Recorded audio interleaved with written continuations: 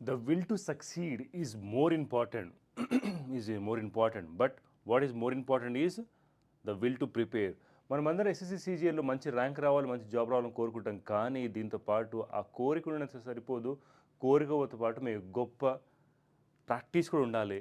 So దాని గురించి, ఆ ప్రిపరేషన్ గురించి మీకు యొక్క మోటివేషన్ కోసం ఈ కోట్ షేర్ చేస్తూ SSC CGL tier 2 mock test 41 యొక్క కంప్యూటర్ అనాలిసిస్ మొదలెడదామండి. ముందుగా మొదటి ప్రశ్న.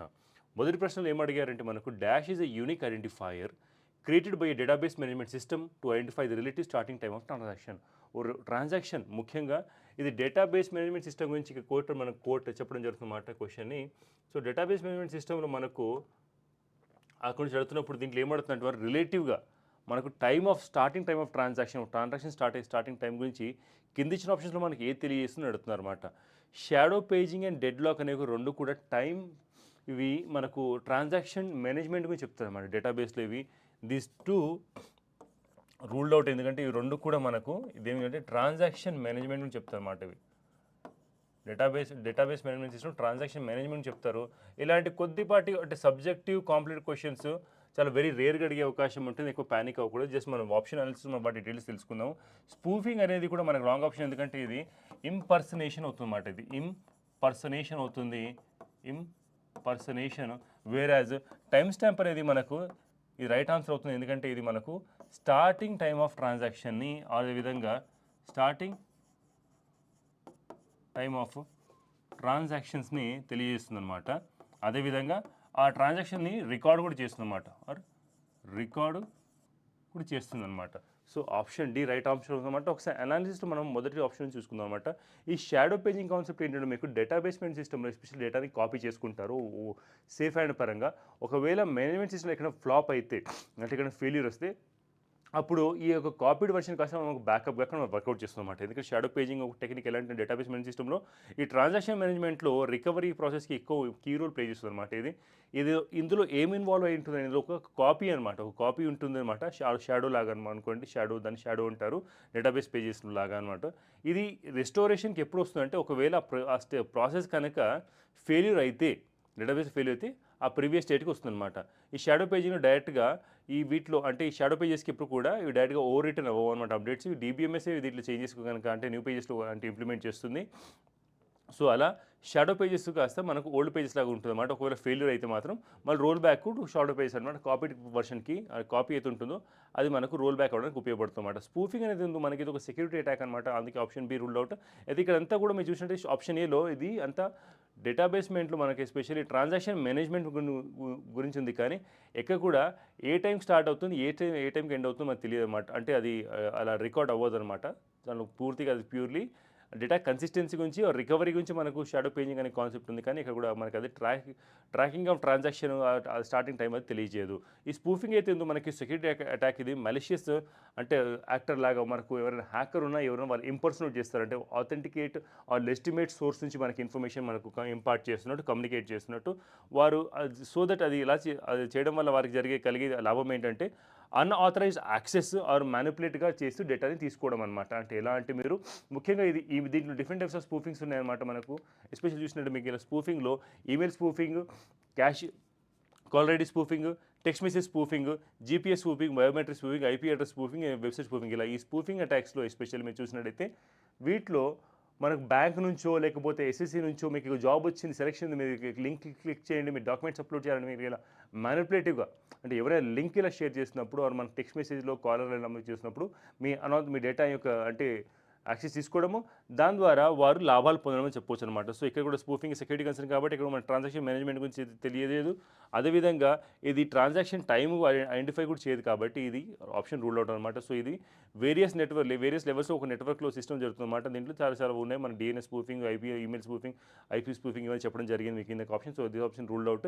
ఈ షాడో పేజింగ్ కాన్సెప్ట్ ఇలా ఉంటుందండి. మీకు బేసిక్గా పేజెస్ ఒక డిస్క్లో పేజెస్ ఎలా ఉంటాయి వాటిని ఫస్ట్ కొన్ని కాపీ చేసుకుంటే 10 అవి షాడో పేజ్ టేబుల్ లాగా ఉంటుంది అనమాట. ఆ తర్వాత నెక్స్ట్ మనకు కరెంట్ పేజ్ సిస్టమ్ కింద వర్కౌట్ చేస్తే అది ఇలా ఉంటుంది అనమాట. ఒకవేళ ఫెయిల్యూర్ అయితే మాత్రం అది మళ్ళీ రిప్లేస్ చేస్తుంది. ఈ స్పూఫింగ్ గురించి, స్పూఫింగ్ ఎలా వర్క్ అవుతుంది దాని గురించి మీకు పిక్టోరియల్గా ఒక ఇమేజ్ మీకు ప్రొవైడ్ చేయడం జరిగింది అనమాట. నెక్స్ట్ వచ్చేసి ఈ డెడ్ లాక్ ఏంటంటే తన ముందెళ్ళక అది ఇంకో రింగ్ ముందెళ్ళకుండా అలాగా మనకు డెడ్ లాక్ అంటే 2 ఆర్ మోర్ ట్రాన్సాక్షన్స్ కనుక ఒక డేటాబేస్ మెయిన్ సిస్టమ్‌లో స్టక్ అయ్యి ఉంటే అంటే ఇంకో ఏదో ఒకటి ఎండ్ అవుతుందనే ఉద్దేశ్యంతో ఒకటి రిలీజ్ అవ్వకుండా ఇంటర్‌లాక్డ్ అయ్యి ఉన్నప్పుడు అప్పుడు ఈ సర్క్యులర్ డిపెండెన్సీ ట్రాన్సాక్షన్ ముఖ్యంగా జరిగే అవకాశం ఉంటుందన్నమాట ఇది. సో, దాన్ని మనకి డెడ్ లాక్ ఫీచర్ అంటారన్నమాట. ఈ డెడ్ లాక్‌లో ఇక్కడ కూడా మనకేంటంటే ఎస్పెషల్లీ ఇది అంటే ఈ ప్రాసెస్ వచ్చి ట్రాన్సాక్షన్ మేనేజ్మెంట్‌కి తెలుస్తుందన్నమాట. తెలియజేస్తుంది మనకి ఇక్కడ. ఎందుకంటే దీంట్లో పూర్తిగా మనకు ఏది ముందుకెళ్ళాలో ఏది యూనిక్‌లీ మనకు ఆ స్టార్టింగ్ టైం గురించి తెలియజేది ఇక్కడ అంటే ఎగ్జిక్యూషన్ గురించి ముఖ్యంగా ఉంటుంది ఇక్కడ టాస్క్ ఉంటుంది కాబట్టి మేనేజ్మెంట్ సిస్టమ్‌లో మనకు ఒకదానిపై ఇంటర్ డిపెండెన్సీ ఉంది కాబట్టి మనకిది ట్రాన్సాక్షన్ మేనేజ్మెంట్ గురించి తెలియజేసే ఫీచర్ అనమాట. కాబట్టి ఇది కూడా ఆప్షన్ రూల్ అవుట్. ఈ టైమ్ స్టాంప్ ఏంటిది ఇంకో యూనిక్ ఐడెంటిఫైర్ ప్రోగ్రామింగ్ అనమాట. మనకి ఇది ఎస్పెషల్లీ డేటాబేస్ మెయిన్ సిస్టమ్‌లో దీనివల్ల మనకు కలిగే లాభం ఏంటంటే ఓ ట్రాన్సాక్షన్ ఎప్పుడు స్టార్ట్ అయింది అదేవిధంగా దాని యొక్క అంటే స్టార్టింగ్ ఆరిజిన్ అనేది మనకు రికార్డ్ అవుతుందన్నమాట. స్టార్టింగ్ టైం కాస్త. సో, ఈ డేటాబేసెస్ అంటే కాంటెక్స్ట్‌లో చూసినట్లయితే మనకు టైమ్ స్టాంప్స్ వచ్చేసి మనకు ఇవి రిలేటివ్ ఆర్డర్ ఆఫ్ ట్రాన్సాక్షన్స్ ఏవైతే ఉంటాయో అంటే సీరియజబిలిటీకి అండ్ కన్సిస్టెన్సీకి అంటే ఒక సీరియజబిలిటీ అంటే ఏంటంటే ఈ ట్రాన్సాక్షన్ అయిపోయి ఇంకో ట్రాన్సాక్షన్ అంటూ మనకు క్రానికలింగ్ చేసాం కదా! అలా దాన్ని చేయడానికి కోసము ఎస్పెషల్లీ టైమ్ స్టాంప్ అనేది ముఖ్యంగా అక్కడికి ఈ రోల్ ప్లే చేస్తుందన్నమాట. సో, కాబట్టి ఆప్షన్ టైమ్ స్టాంప్ అనేది మనకి ఇది డీబీఎంఎస్‌లో ఒక స్టార్టింగ్ టైం అంటే స్టార్టింగ్ టైంని మనం ముఖ్యంగా రికార్డ్ చేసే ఫీచర్ కలిగింది కాబట్టి option D is right answer. So, దాని యొక్క ఫైనల్ అనాలిసిస్ మీకు ముందు అనమాట. డెడ్ లాక్ అంటే ఏంటి? డెడ్ లాక్ ఫీచర్ ఏంటో మీరు పూర్తిగా ఒకసారి మీకు ఈ నోట్స్ పరంగా ఇచ్చినప్పుడు మీరు ఒకసారి ఫాలోఅప్ చేసుకోండి అనమాట. Only time limit we cannot discuss delay that more into this. So, అలా ఒక ప్రాపర్ అంటే డెడ్ లాక్‌ని ఎలా ప్రివెంట్ లాక్ ఆర్డరింగ్ చేయొచ్చు, టైమ్ అవుట్ చేయొచ్చు, డెడ్ లాక్ ప్రివెన్షన్ డీబీఎంఎస్‌లో చేయొచ్చు అనమాట. 2 ఫేసెస్. సో, డీబీఎంఎస్ నుంచి క్వెషన్స్ వెరీ రేర్‌లీ అడిగే అవకాశం ఉంటుంది. అంటే ఎస్ఈసీలో ఏదో చూసినట్టయితే but one of the question మీకు కొద్దిగా డీబీఎంఎస్ మీద కొద్దిగా అవేర్‌నెస్ కోసం మీకు ప్రొవైడ్ చేయడం జరిగిందనమాట. నెక్స్ట్ క్వెషన్ అండి 132. Which of the given options best describes the truth of the following statements కింద వాళ్ళు మనకు దేని గురించి ట్రూత్ చెప్తుందన్నమాట. ఏవి నిజమైన స్టేట్మెంట్, ఏవి కరెక్ట్ స్టేట్మెంట్ అడుగుతున్నారు. సో, మొదటి స్టేట్మెంట్ చూసినట్లయితే మీరు IP address stands for internet protocol address. And second statement చూసినట్టు మీరు the term MAN stands for metropolitan area network. And third statement చూసినట్టు మీరు the term CD RAM stands for copy and display RAM అంట. అయితే first term అయితే ఉందో మనకు IP stands for internet protocol address అంటే ఇది కరెక్ట్ స్టేట్మెంట్ అనమాట. అదేవిధంగా మనకు the term MAN stands for metropolitan network అంటే మ్యాన్ అంటే మనకు ఇది నెట్వర్కింగ్ చెప్తుందన్నమాట. ల్యాన్, మ్యాన్, పాన్ ఇవన్నమాట. Local area network, wide area network, అదే పర్సనల్ ఏరియా నెట్వర్క్ అలా ఆ విధంగా. సో, అది కూడా మనకు కరెక్ట్ స్టేట్మెంట్ అవుతుందన్నమాట. కానీ ద టర్మ్ సిడి రామ్ అయితే ఉందో సిడి రామ్ అనేది ఇది రాంగ్ స్టేట్మెంట్ అవుతుంది. సో, ఆప్షన్ 1, ఆప్షన్ 2 అంటే statement 1, statement 2 both are right and statement 3 is wrong. Option అనాలిసిస్‌లో ఎందుకో ఒకసారి తెలుసుకుందాం అనమాట. అసలు ఐపీ అడ్రస్ అంటే ఏంటిది? ఐపీ అడ్రస్ అనేది మనకు ఇది ఎస్పెషల్లీ యూనిక్ ఐడెంటిఫైర్ అసైన్ అవుతుందన్నమాట ఒక ఈచ్ డివైస్‌కి మనకు నెట్వర్క్‌లో. దీని ద్వారా ఇంటర్నెట్ ప్రోటోకాల్ ద్వారా కమ్యూనికేషన్ అనేది ఈజీగా అయ్యే అవకాశం అనమాట. అండ్ మరో ఐపీ అడ్రస్ ఉండడం వల్ల ఏంటంటే మనకు డివైస్ యొక్క లొకేషన్ అదేవిధంగా ఐడెంటిఫికేషన్ మనకి ఈజీ అవుతుందన్నమాట. సో, ఈ స్టేట్మెంట్ రైట్ అవుతుందన్నమాట. అదేవిధంగా సెకండ్ స్టేట్మెంట్ అయితే మనం మెట్రోపాలిటన్ అయితే ఉందో మనకి ఇది ఒక టైప్ ఆఫ్ నెట్వర్క్ అనమాట. ఇది ఒక లార్జర్ అంటే మనకి ఎస్పెషల్లీ ఒక మెట్రోపాలిటన్ అంటే ఒక జియోగ్రఫికల్ ఏరియా డైమెన్షన్ మనకు చిన్నపాటి కాలనీ లేదా చిన్నపాటి ఒక సిటీ లాంటి వాటి ఏరియాకి మనకి ఇది అప్లై అవుతుందన్నమాట. అలాంటి ఏరియాలో కనుక నెట్వర్క్‌ని కనుక మనం లోకల్ ఏరియా పరంగా నెట్వర్క్‌ని బిల్డ్ చేసుకుంటే అంటే different type of local area నెట్వర్క్స్‌ని కనుక ఆల్ టుగెదర్ చేసుకుంటూ ఓ మెట్రోపాలిటన్ ఏరియా పరంగా మనకు నెట్వర్క్‌ని బిల్డ్ చేయగలిగితే అప్పుడు మనకి మెట్రోపాలిటన్ ఏరియా అవుతుందన్నమాట. టిపికల్లీ ఒక సిటీ ఆర్ లార్జ్ క్యాంపస్ పరంగా మనకి ఇది స్పాన్ అవుతుందని చెప్తున్నమాట. సో, ఇది ఆప్షన్ స్టేట్మెంట్ కరెక్ట్. కానీ సిడీ రామ్ అవుతుందో అది మనకి ఇందాక కాపీ అండ్ డిస్ప్లే రామ్ అనేది కాపీ అండ్ డిస్ప్లే రామ్ అనేది compact disc read only memory అవుతుందన్నమాట. సో, అది అబ్రివేషన్ రాంగ్ ఇచ్చారు కాబట్టి మనకి ఇది ఆప్షన్ స్టేట్మెంట్ 3 వచ్చేసి కాస్త మనకి రాంగ్ అవుతుందన్నమాట. ఇది ఒక ఆప్టికల్ డిస్క్ అనమాట. దీంట్లో మనం ఏం చేస్తాం డేటాని స్టోర్ చేయవచ్చు. అదేవిధంగా ఈ డేటాని కాస్త మనం రీడ్ చేసే అవకాశం కానీ దాన్ని మోడిఫై చేసే అవకాశం. ఎందుకంటే రీడ్ ఓన్లీ అనే కాన్సెప్ట్ వస్తుంది కాదు. ఇక మనకి రీడ్ ఓన్లీ అనే కాన్సెప్ట్ వస్తుంది కాబట్టి దీనికి కేవలం మనము రీడ్ మాత్రమే చేయగలం కానీ దాన్ని రీరైట్ చేసుకుని చేసే అవకాశం లేదు. సో, అలా మన option evaluation option D is the right answer. IP address a number use to identify computer or network device అంటే ఒక డివైస్ని మనకు నెట్వర్క్ పరంగా మనం ఐడెంటిఫై చేయడానికి. సో, ఈ యూనిక్ ఐడెంటిఫైర్ వచ్చేసి మనకి ఇది ఇంటర్నెట్ కనెక్ట్ డివైస్కి ప్రొవైడ్ చేస్తామన్నమాట. సో, ఇవి దాని పరంగా చెప్పొచ్చు అనమాట. సో, టైప్స్ ఆఫ్ నెట్వర్క్స్ చూసిన మీకు ల్యాన్, వ్యాన్ ఉంది కదా. సో, ల్యాన్ వచ్చి మన రూమ్ ఆర్ బిల్డింగ్ క్యాంపస్ అని చెప్పొచ్చు. నెక్స్ట్ ప్యాన్ అంటే మన పర్సన్ ఒక 1 మీటర్ స్క్వేర్ అనమాట. మీ రూటర్తో కనెక్ట్ చేసుకున్న నెట్వర్క్ అనమాట. అది మ్యాన్ వచ్చి city 10 kilometres to 10 to 50 kilometres వరకు తీసుకోవచ్చు అనమాట. వ్యాన్ వచ్చేసి మనకు country or continent 100 kilometres to 1000 kilometres తీసుకోవచ్చు అనమాట. సో, ఇవన్నీ కూడా మనకు టైప్స్ ఆఫ్ కంప్యూటర్ నెట్వర్క్స్ మీకు రివిజన్ కోసం తీసుకోవడం జరిగింది. అదే సిడీ ర్యామ్ చూసినట్టే మీరు compact disc readable memory DVD RAM తీసుకుని digital versatile disc readable memory DVD RAM వాటి అబ్రివేషన్ తీసుకోవడం జరిగింది అనమాట. నెక్స్ట్ వచ్చేసి ఏ ఫ్లిప్ ఫ్లాప్ 133 క్వశ్చన్ అండి. A flip flop is a binary binary cell capable of storing of dash information. So కింది వాటిలో మనకి ఒక ఫ్లిప్ ఫ్లాప్ కింద ఏ ఇన్ఫర్మేషన్ స్టోర్ చేస్తుంది అంటే మనకు 1 బిట్టా 0 బిట్టా బయట 8 బైటా అంటే మనకు చెప్తున్నాను 1 బిట్ అండి. ఎందుకంటే ఫ్లిప్ ఫ్లాప్ అనేది ఒక ఎలక్ట్రానిక్ డివైస్ అనమాట. ఒక ఎలక్ట్రానిక్ మన కాంపోనెంట్. ఈ కాంపోనెంట్ ఏం చేస్తుందంటే మనకు 1 బిట్ ఆఫ్ ఇన్ఫర్మేషన్ కాస్త మనకు ఎలక్ట్రానిక్ డిజిటల్ ఎలక్ట్రానిక్ కాంపోనెంట్ అనమాట. దీంట్లో ఒక అంటే ఇన్ఫర్మేషన్ స్టోర్ చేయాలంటే ఒక single bit of binary information మాత్రం అంటే 0 అయినా లేదా 1 అయినా ఏదో ఒకటి స్టోర్ చేస్తుంది అనమాట. అందుకే దీన్ని బైనరీ సెల్ కూడా అంటారు అనమాట. ఎందుకంటే it can hold only 2 states. దాన్ని ఓన్లీ 2 స్టేట్ బైనరీ సెల్ ఎందుకంటే బైనరీ అంటే రెండే అనమాట. సో ఇక్కడ 0 లేదా 1 అంటే ఏదో ఒక దాన్ని స్టేట్ని హోల్డ్ చేస్తుంది అనమాట. సో అది 1 బిట్ని తెలియజేస్తుంది. సో ఫ్లిప్ ఫ్లాప్స్ అనేవి మనకు ఫండమెంటల్గా మన బిల్డింగ్ బ్లాక్స్ అనమాట. Memory storage blocks memory storage సర్క్యూట్స్లో, రిజిస్టర్స్లో, కౌంటర్స్లో మన డిజిటల్ సిస్టమ్స్లో అనమాట. ఇవి 1 బిట్ ఆఫ్ డేటాని మాత్రమే హోల్డ్ చేసే కెపాసిటీ ఉంటుంది అనమాట. ఈ 0 బిట్ అవుతుందో మన ఫ్లిప్ ఫ్లాప్ మన 0 బిట్ ఎందుకు వ్యాలిడ్ అవ్వదు. ఎందుకంటే ఈ ఫ్లిప్ ఫ్లాప్ డిజైన్ అయ్యేదే మనకు 1 బిట్ ఆఫ్ ఇన్ఫర్మేషన్ స్టోర్ చేయడం కాబట్టి ఆప్షన్ బి రూల్ అవుట్ అనమాట. అదేవిధంగా ఆప్షన్ సి బైట్ అవుతుందో మనకు ఒక బైట్లో ఆల్మోస్ట్ 8 బిట్స్ ఉంటాయి కాబట్టి మన దాంట్లో ఏదో 8 ఫ్లిప్ ఫ్లాప్స్ కావాల్సి వస్తుంది అనమాట 8 బిట్ స్టోర్ చేయడానికి. సో కాబట్టి ఇది ఆప్షన్ రూల్ అవుట్ అనమాట. 8 బిట్ కూడా వచ్చేసినట్టు మనకి ఇక్కడ మనకి 1 బైట్ లాగా రిసింబుల్ అవుతుంది కదా. ఎందుకంటే ఆప్షన్ సి మనకి ఇక్కడ మనకి ఏమంటారు బైట్ అంటే 8 బిట్స్ కదా, 8 బిట్స్. అదేవిధంగా 8 బిట్ అంటే ఇది మన బైట్ కదా. సో వీటిలో ఏం కావాల్సింది, రెండిట్లో కూడా మనకి ఏంటంటే 8 ఫ్లిప్ ఫ్లాప్స్ రావాల్సి ఉంటుంది. కానీ ఇక్కడ మనకు 8 ఫ్లిప్ ఫ్లాప్స్ అవసరం ఉంటుంది. సో కాబట్టి ఆప్షన్ ఏ వచ్చేసి మనకు ఒక binary cell flip flop binary cell capable of storing only 1 bit information ఉంటుంది.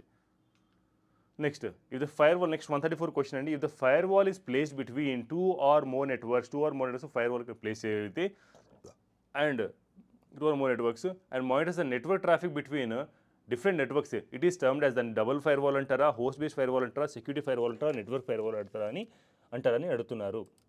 ఫైర్వాల్ అనే కాన్సెప్ట్ ఎస్పెషల్లీ మనకు పీసీస్లో మీరు చూసినట్టయితే కంప్యూటర్స్లో ఎస్పెషల్లీ ఇది మనకు నెట్వర్క్ ఫిల్టరింగ్, నెట్వర్క్ సెక్యూరిటీ కోసం మనం ముఖ్యంగా వాడే అవకాశం ఉంటుందన్నమాట. మనకు దాంట్లో అయితే ఫైర్వాల్ అనేది ఇక్కడ ఏముంటుందో ఇచ్చే ఆప్షన్ ఇచ్చారో double firewall, host base firewall, security firewall. మనకు right answer would be answer D, మన network option D network firewall అవుతుందన్నమాట. అది ఎందుకో మీకు ఒకసారి ఆప్షన్ మీరు చూసినట్టయితే మీరు ఎస్పెషల్లీ డబుల్ ఫైర్వాల్ అనే కాన్సెప్ట్ ఏంటంటే ఇది బై డిఫాల్ట్గా జనరలైజ్గా ఇది ఎగ్జిస్ట్ అవ్వదు. కానీ ఎప్పుడైతే 2 ఫైర్వాల్స్ని కనుక మనకి ఎస్పెషల్లీ మనకు నెట్వర్క్ సెక్యూరిటీ స్ట్రాటజీ కోసం ఎస్పెషల్లీ 2 ఫైర్వాల్స్ని కనుక ఒక సిరీస్లో కనుక యాడ్ చేసినప్పుడు అలాంటి సందర్భాల్లో ఇన్ఫార్మల్గా వాడే ఒక టర్మినాలజీ అనమాట ఇది. బట్ నాట్ కామన్లీ యూజ్డ్ అంటే టర్మినాలజీ కాదు ఇక్కడ మన ఫైర్వాల్. సో ఫైర్వాల్ ఇప్పుడు కూడా అదే మన 2 నెట్వర్క్స్ బట్టి మనకి ఎప్పుడైతే పొజిషన్ చేస్తారో దానికి వేరే టర్మినాలజీ వాడడం జరుగుతుందన్నమాట. ఈ సెటప్ వచ్చేసి ముఖ్యంగా ఓ నెట్వర్క్ని ప్రొటెక్ట్ చేయడానికి వాడే అవకాశం అన్నమాట. బట్ స్పెసిఫికలీ ఇది ఒక సిచ్యువేషన్ డిస్క్రైబ్ చేస్తుంది ఇక్కడ. కానీ ఇది ఇక్కడ ఆ ప్రాసెస్ని మనం డిస్క్రైబ్ చేయదన్నమాట. మనకి ఏదైతే ఇంత క్వశ్చన్ అడిగారు కదా, if the firewall place between 2 or more networks and monitors the network traffic between the different networks, అలాంటి ప్రాసెస్ తెలియదు అనమాట. ఇక్కడ ఏం తెలియజేస్తుంటే మనకి ఎస్పెషల్లీ ఒకవేళ మనకి ఏంటంటే ఇక్కడ 2 ఫైర్వాల్స్ని ఇన్ సిరీస్ కనుక యాడ్ చేస్తే సెక్యూరిటీ ఫీచర్ మాత్రం యాడ్ చేయడానికి అలాంటి సందర్భాలు వాడే అవకాశం ఉంది. కాబట్టి ఈ ఆప్షన్ ఏ కాస్త మనకు క్వశ్చన్తో ఎక్కడ కూడా అలైన్ అవ్వదు అని చెప్పినట్టు ఆ ఫీచర్స్ కలిగి ఉంది కాబట్టి option is ruled out. Next option B అయితే ఉందో హోస్ట్ బేస్ ఫైర్వాల్ అవుతుందో మనకి ఇది ఎస్పెషల్లీ పర్టికులర్గా ఇది నెట్వర్క్ సంబంధించి కాదు. ఇది ఇందులో వచ్చేసి మాకు యూజర్కి అయితే ఉన్నారో యూజర్ ఎండ్లో వారి పీసీని వారి సర్వర్ని ప్రొటెక్ట్ చేయడం కోసం ఇది అంటే ఇక్కడ ఈ యొక్క హోస్ట్ బేస్డ్ ఫైర్వాల్ కాన్సెప్ట్ కాస్త మనం డిప్లాయ్ చేయడం జరుగుతుందన్నమాట. ఈ హోస్ట్ బేస్డ్ ఫైర్వాల్ మీరు చూసినట్టు ఎస్పెషల్లీ దీంట్లో ఇండివిజువల్ కంప్యూటర్ సర్వర్స్ని కాస్త మనం మానిటర్ చేయడానికి, దాంట్లో ఇన్కమింగ్ అండ్ అవుట్గోయింగ్ ట్రాఫిక్ని మనకు అంటే స్పెసిఫిక్గా దాన్ని మానిటర్ చేయడానికి ఉపయోగిస్తారు అనమాట. కానీ ఎక్కడ కూడా మనకు డిఫరెంట్ నెట్వర్క్స్ పరంగా ట్రాఫిక్లు మనకు అంటే మానిటర్ చేయడానికి, ఫిల్టర్ చేయడానికి, లేకపోతే ఎస్పెషల్లీ దాంట్లో అంటే సెక్యూరిటీ ఎలిమెంట్ పరంగా అది ఉపయోగపడదు అనమాట. సో ఇది ప్రొటెక్టింగ్ ఇండివిజువల్ డివైజెస్కి మాత్రమే ఇది ప్రొటెక్ట్ చేస్తుంది అనమాట. సో ఆప్షన్ బి కూడా రూల్డ్ అవుట్ అవుతుంది. అండ్ అందులో మనం చూసినట్లయితే మీది డ్యూయల్ ఫైర్వాల్ ఎలా వర్క్ అవుతుందో ఆ కాన్సెప్ట్ ఇక్కడ ప్రొవైడ్ జరిగింది అనమాట. నెక్స్ట్ చూసినట్టు మీరు especially if network based firewall ఎలా వర్క్ అవుతుంది, అదేవిధంగా హోస్ట్ బేస్డ్ ఫైర్వాల్ ఎలా వర్క్ అవుతుంది, దాని ప్రాసెస్ మోడస్ ఆపరేండి మీకు ఇక్కడ పిక్టోరియల్ పరంగా రిప్రజెంట్ చేయడం జరిగింది. నెక్స్ట్ సెక్యూరిటీ ఫైర్వాల్ అవుతుందో ఈ టర్మ్ ఇది వెరీ ఇన్ఫార్మల్ టర్మ్, ఇలాంటి టర్మ్ అసలు ఎగ్జిస్ట్ అవ్వదు అనమాట. కాకపోతే ఇది జస్ట్ ఏంటంటే ఎక్కడైనా మన ఫిల్టరింగ్ కోసమో కంట్రోలింగ్ కోసమో అలాంటి టర్మ్లో జనరిక్గా మనకు ఆ టెక్నికల్ టర్మ్ పరంగా ఇది వాడే అవకాశం ఉంది. కానీ ఈ ఫైర్వాల్స్ వచ్చి టిపికల్గా ఇవి మనకు హోస్ట్ బేస్డ్ ఫైర్వాల్స్కి మనకి వాడే అవకాశం ఉంటుందన్నమాట. అంటే అలాంటి సందర్భాల్లో ఇన్ఫార్మల్గా వాడే అవకాశం ఉంది. It's not is very standard practice or a term which is used for security firewall అనేది. ఈ నెట్వర్క్ ఫైర్వాల్ అనే కాన్సెప్ట్ ఏదైతుందో మనకి ఇది ఎప్పుడైతే 2 లేదా అంతకు మించి నెట్వర్క్స్లో మనకి ఎప్పుడైనా ఈ ఫైర్వాల్స్ డిప్లాయ్ చేసినప్పుడు అది కూడా ఎప్పుడు అంటే ఒక బౌండరీస్ ఇంటర్నల్ నెట్వర్క్స్ అదేవిధంగా ఎక్స్టర్నల్ నెట్వర్క్స్ బౌండరీస్లో కనుక మనం కనెక్ట్ చేసినప్పుడు ఏం చేస్తుంటే మనకి ఇది నెట్వర్క్ ట్రాఫిక్ని కాస్త ఫిల్టర్ చేస్తుంది, మానిటర్ చేస్తుంది అనమాట. అదేవిధంగా ప్రిడిటర్ అది దేని బేస్ మీద అంటే ఆల్రెడీ ఎగ్జిస్టింగ్ ప్రీడిటర్మైండ్ ప్రిఫిక్స్డ్ రూల్స్ ఏవైతే ఉంటాయో దాని పరంగా మన కంట్రోల్ ఆఫ్ డేటా బిట్వీన్ ఆ నెట్వర్క్స్ని కూడా మానిటర్ చేస్తున్నమాట. ఈ ఫైర్ వాల్ ముఖ్యంగా ఈ యొక్క అంటే నెట్వర్క్ ఫైర్ వాల్ కాన్సెప్ట్ ఏంటంటే మనకు ఎస్పెషల్లీ 2 ఆర్ మోర్ నెట్వర్క్ స్పేసెస్లో అన్ఆథరైజ్ యాక్సెస్ అంటే యాక్సెస్కి అదేవిధంగా ఎక్స్టర్నల్ సోర్సెస్ ఏవైతే ఉంటాయో వారి అటాక్స్ నుంచి ప్రివెంట్ చేయడానికి ట్రాఫిక్ వచ్చేసి మన దీంట్లో మానిటర్ చేయడానికి ఉపయోగపడుతుందన్నమాట. సో ఇదే ఎగ్జాక్ట్గా మన క్వశ్చన్ని మనం డిస్క్రైబ్ చేసి క్వశ్చన్ అడిగిన స్టేట్మెంట్ డిస్క్రైబ్ చేసాం కాబట్టి నెట్వర్క్ ఫైర్ వాల్ అనేది కరెక్ట్ ఆన్సర్ అవుతుందన్నమాట. సో ఒక ఫైర్ వాల్ ఎలా వర్క్ అవుతుంది దాని మోడస్ ఆపరేండి మీకు ఇక్కడ తెలియజేయడం జరిగింది. Next question 135. Arrange the following memory types in order of the data access speed starting with the fastest అదేవిధంగా వాటి యొక్క డేటా యాక్సెస్ స్పీడ్ పరంగా మనకి కింద ఇచ్చిన వాటిలో మనకు మెమరీ టైప్స్ని చేయమన్నమాట. మెమరీస్లో చూసినట్టు మనకి ఎస్పెషల్లీ మనకు పర్మనెంట్ మెమరీ అండ్ మనకు primary memory secondary memory 2 types of memory. అదేవిధంగా టెర్షియరీ మెమరీ కూడా సెకండ్ మెమరీలో మనకు క్లాసిఫై చేయడం జరుగుతుందన్నమాట. ప్రైమరీ మెమరీ చూసినట్టు మీకు ఎస్పెషల్లీ క్యాషీ ఆర్ మనకు registers cache then again we come with మనకు ర్యామ్ అనమాట. సో అక్కడ మీరు చూసినట్టయితే ఎస్పెషల్లీ మనకు హార్డ్ డిస్క్ అనేది మనకు మ్యాగ్నెటిక్ కాబట్టి స్లోయెస్ట్ ఉంటుంది. ర్యామ్ కాస్త మనకు నెక్స్ట్ క్యాష్ ఫాస్టెస్ట్ ఉంటుంది అనమాట. అండ్ ఎస్ఎస్డి అనేది కొద్దిగా మనకు హెచ్డి కన్నా ఫాస్ట్ ఉంటుంది. ఇక్కడ చూసినట్టయితే especially cache memory faster than RAM అనమాట. సో ఇది ఫస్ట్ వస్తుందన్నమాట. అంటే ఇది స్పీడ్లో అండ్ డేటా యాక్సెస్ టర్మ్స్లో అనమాట. నెక్స్ట్ సెకండ్ వచ్చేసి మనకు ర్యామ్ వస్తుంది. అండ్ థర్డ్ వచ్చేసి మనకు ఇది వస్తుందన్నమాట. అంటే 3241 కాస్త ఆప్షన్ ఈజ్ రైట్ ఆప్షన్ అవుతుంది అనమాట. ఒకసారి ఆప్షన్ ఆన్సర్ మీరు చూసినట్టు ఎస్పెషల్లీ మనకి డేటా యాక్సెస్ స్పీడ్ చేయడానికి మీకు ఫాస్టెస్ట్ పరంగా మనకి ఏంటంటే మీకు మెమరీ ఎసెన్షియల్స్ మనకు తెలిసి ఉండాలన్నమాట.